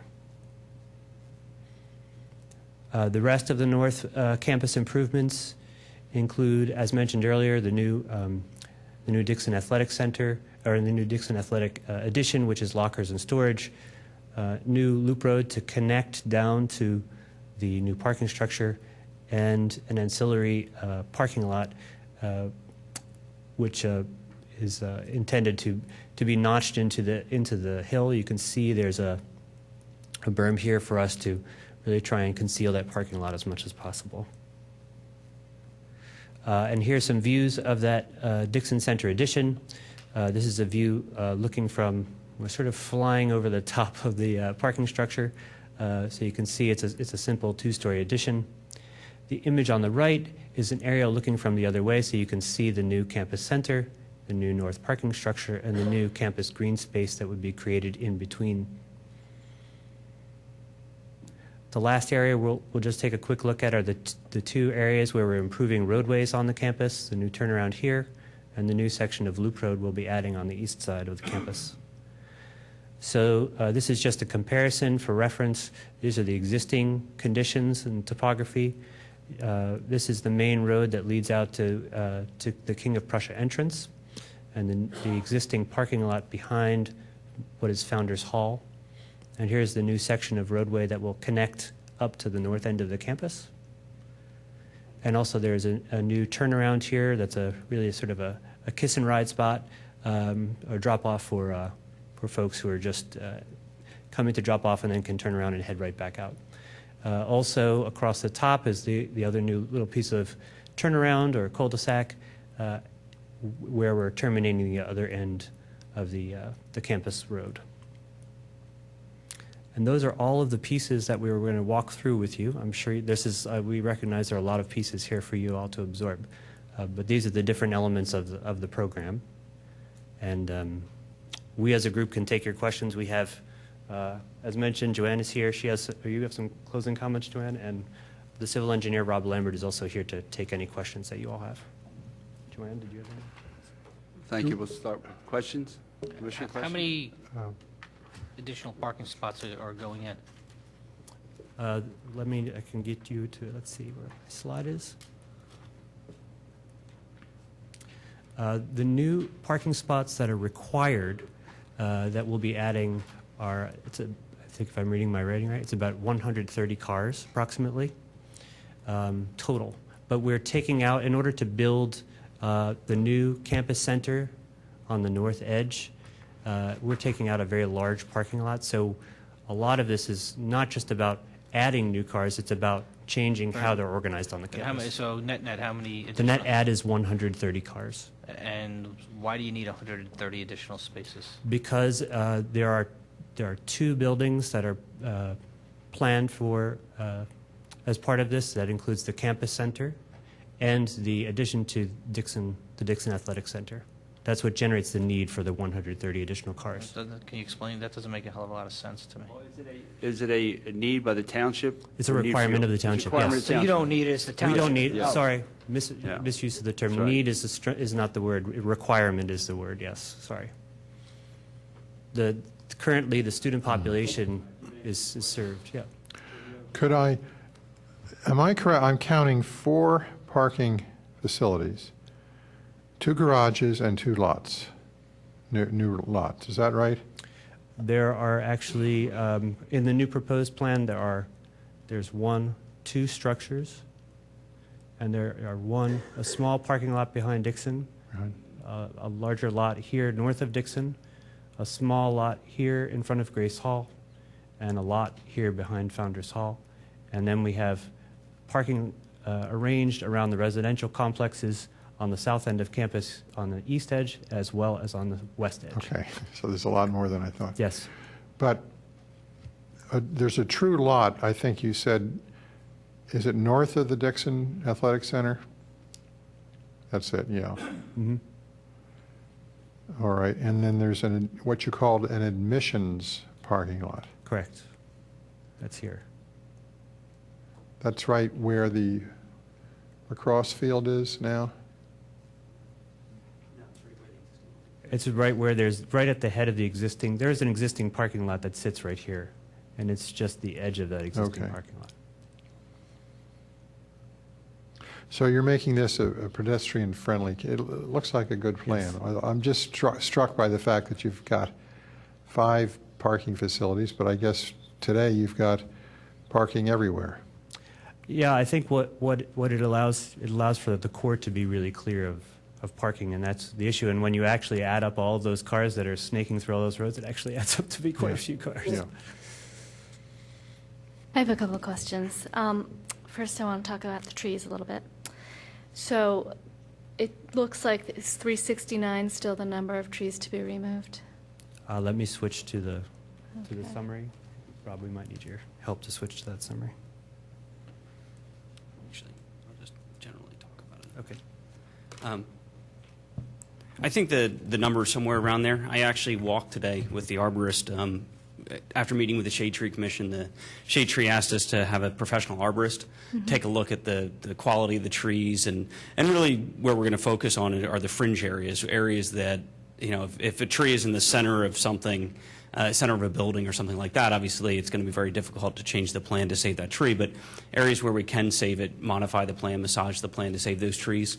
And so they're going to go through and inventory all the areas that we're going to take out the trees. We've done it in-house as far as looking at the trees, but they're going to go one step further, look at quality and health. And are most of those on the south parking lot, or is it evenly dispersed between? I mean, because a lot of the building on the north side is on already covered surfaces. Yeah, actually, I'll go back to the, I do have, I'm going to, give me 1 minute, I'm going to pull up the entire plan set just so we can go to the right plan. Go over here.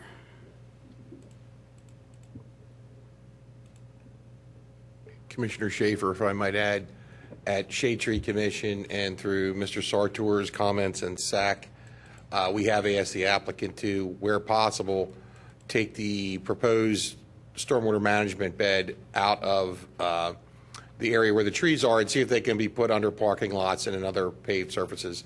And I know Mr. Lambert has agreed to look into that. So that's Yeah, that was actually one of my questions, because I saw that discussion in the, and I wanted to make sure that we were getting progress on that front, since that would cause even more tree removal. Yeah, absolutely. So this plan gives you a little bit more detail. You can see this plan has actually reduced it from our previous application, the number of trees on the south area.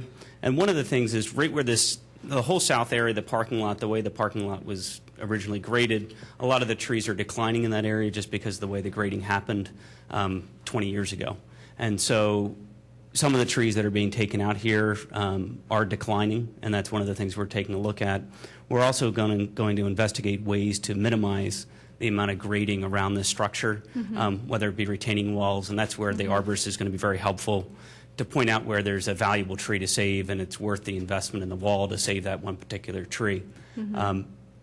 On the north side, it's a little bit hard to see here. This is where the student center is generally right over an existing parking lot. And then to the west of that, or to the left on this plan, is where the parking structure is going to go.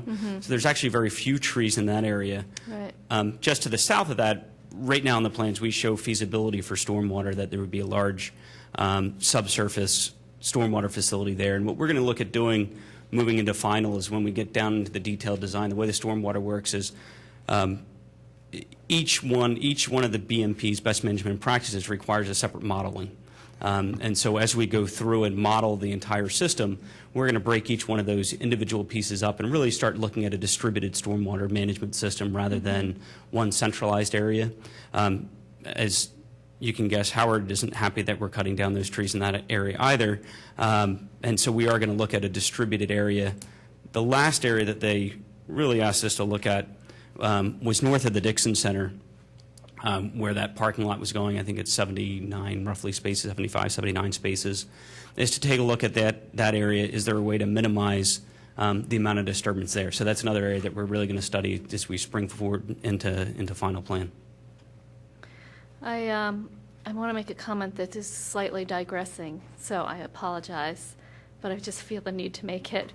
You know, we're going through this simultaneously with your process. We're going through this process of updating our institutional zoning.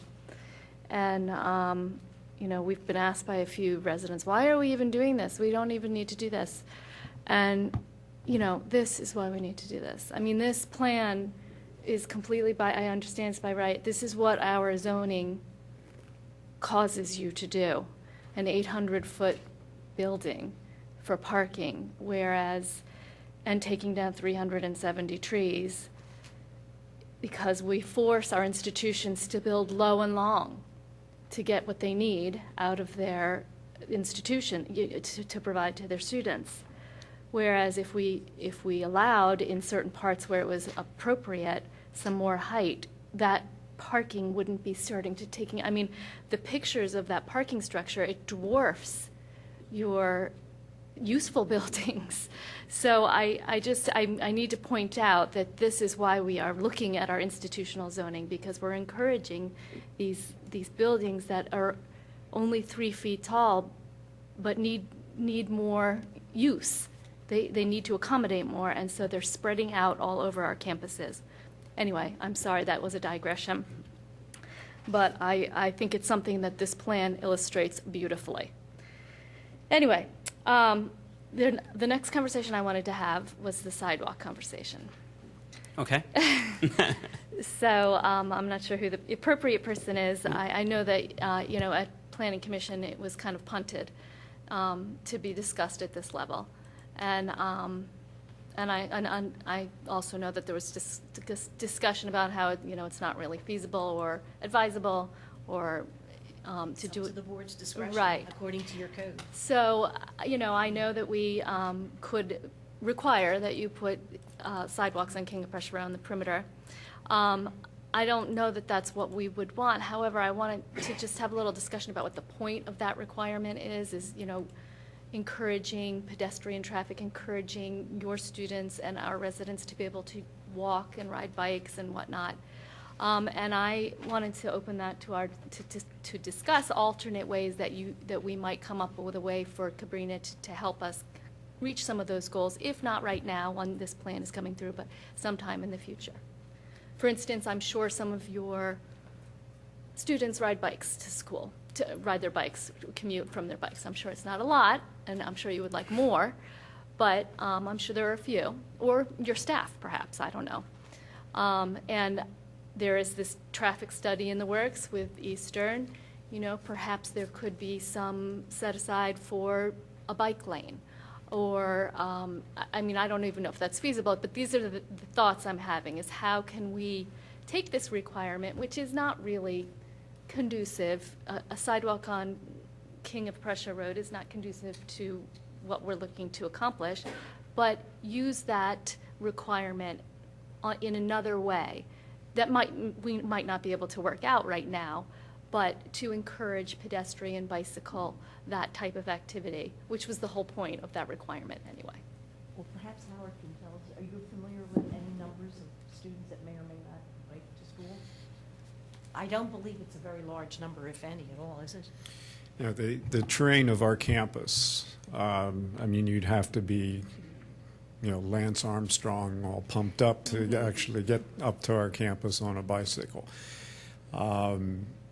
The King of Prussia Road is certainly not amenable to bike riding, nor is Eagle. And the bigger issue with the sidewalks on either King of Prussia or Eagle, they're both state roads. And the amount, talk about trees, amount of trees we'd have to take down in order to build curbs or sidewalks would be enormous. The current thinking is that the Planning Commission offered preliminary approval, assuming that Cabrini College would pay in lieu of the sidewalks or curbs. And that was not really what happened at the Planning Commission. There was some discussion about it, but that was not part of their conditions. Right, no, I watched it. And Okay. That's my recollection That's a fair as well. characterization. And the topography on Eagle, excuse me, I'm sorry. The topography along Eagle Road there, as well as the curving nature of the road, doesn't lend itself for sidewalks, or I'm not sure even curbs, and really that's a PennDOT road. Everything would have to be done in conjunction with approval by PennDOT, so I don't, I'll ask you, do you folks want a sidewalk? Well, Kevin will kill me, but, this is an idea. We're eventually going to put a sidewalk from the St. David's train station down to the entrance to Eastern. Okay, and you might consider running a sidewalk from that down towards Cabrini, or maybe to Fenimore Park, or, to start a way so people can walk from the St. David's train station to Cabrini. So that's an idea. I mean, when Eastern was in here, they had to put a sidewalk on King of Prussia Road. Everybody said, well, that's ridiculous, put a sidewalk on King of Prussia Road. Why don't you run a sidewalk from the St. David's train station to that archway? And it's going to stop right before Fenimore Road there. But if we could get that sidewalk heading down towards the park, people could walk to the park, and then eventually, maybe we can get it up to Cabrini. It's just a thought. I mean, that would be I think it's something to study. that'd be a perhaps. more feasible way for a sidewalk, because that way someone could take the train. Hopefully this spring they'll be able to get to Eastern. In a couple years they might be able to get to Cabrini by taking a train. You can't walk down King of Prussia Road to get to Cabrini, but you could walk down Shimoni Road and, So it's just a You also thought. have to consider, and I don't know how much of this you were privy to, the neighbors' concern about pedestrians in that area. Yeah, well- And their lack of really wanting them, to be I candid know. with you. No one. I don't know how easy They way to call say me that, Mr. but- Sidewalk. No one wants a sidewalk. The people don't want. It's been 6 years to get the sidewalk in. But the fact of the matter is that someday we're going to have to put sidewalks on Conestoga Road and Ivan Avenue, and to make the town more friendly. We're very fortunate to have North and South and West Wayne connected to a business district with sidewalks, but we have to extend sidewalks because more and more people, have the opportunity to get out and walk and to go someplace and not be trapped in their communities. Understood. We were trying to Yeah. accommodate the neighbors. Yeah. We did away with our entrance on Eagle Road, despite the fact that PennDOT thought that was a preferred way of going. And they run as little traversing along that end as possible, Yeah. and the preservation of the trees as much as possible. But since we have the sidewalk to Eastern, and we have a park right there, and we have Cabrini right there, that would be the way to do it. The neighbors won't be in favor of it, but that doesn't mean the commissioners might not be in favor of it. Any Well- other commissioner comment? Well, and questions? if that doesn't work, maybe they would consider helping out, improving that area near the park. So there might be an opportunity there for something. Well, we've agreed to participate with the intersection improvement Yeah. and all the changes that will be coming about there. Okay. All right, is there any public comment? Hearing no public comment?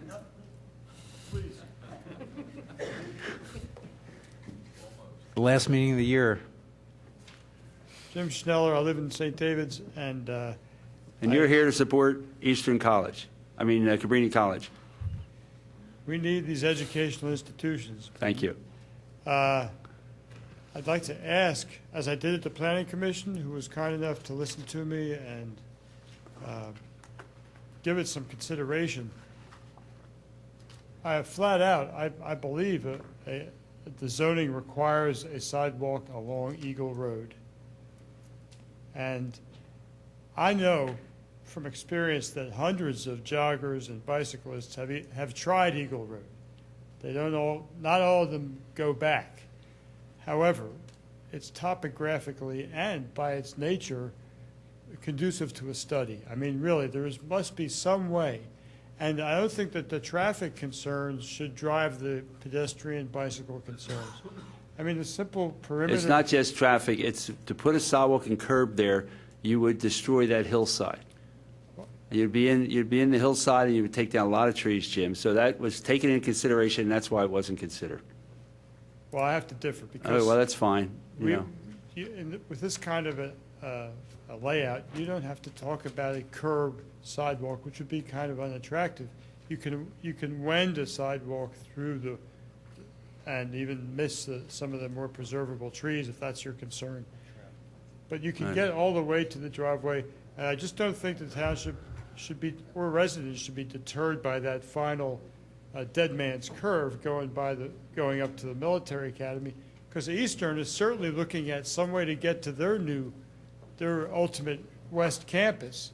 A great time for both colleges to get together and take a look at pedestrian and even two-wheeled trends. Okay, thank you. Appreciate it. And a perimeter sidewalk is required by the ordinance, isn't it? Isn't this a subdivision type application? Yes.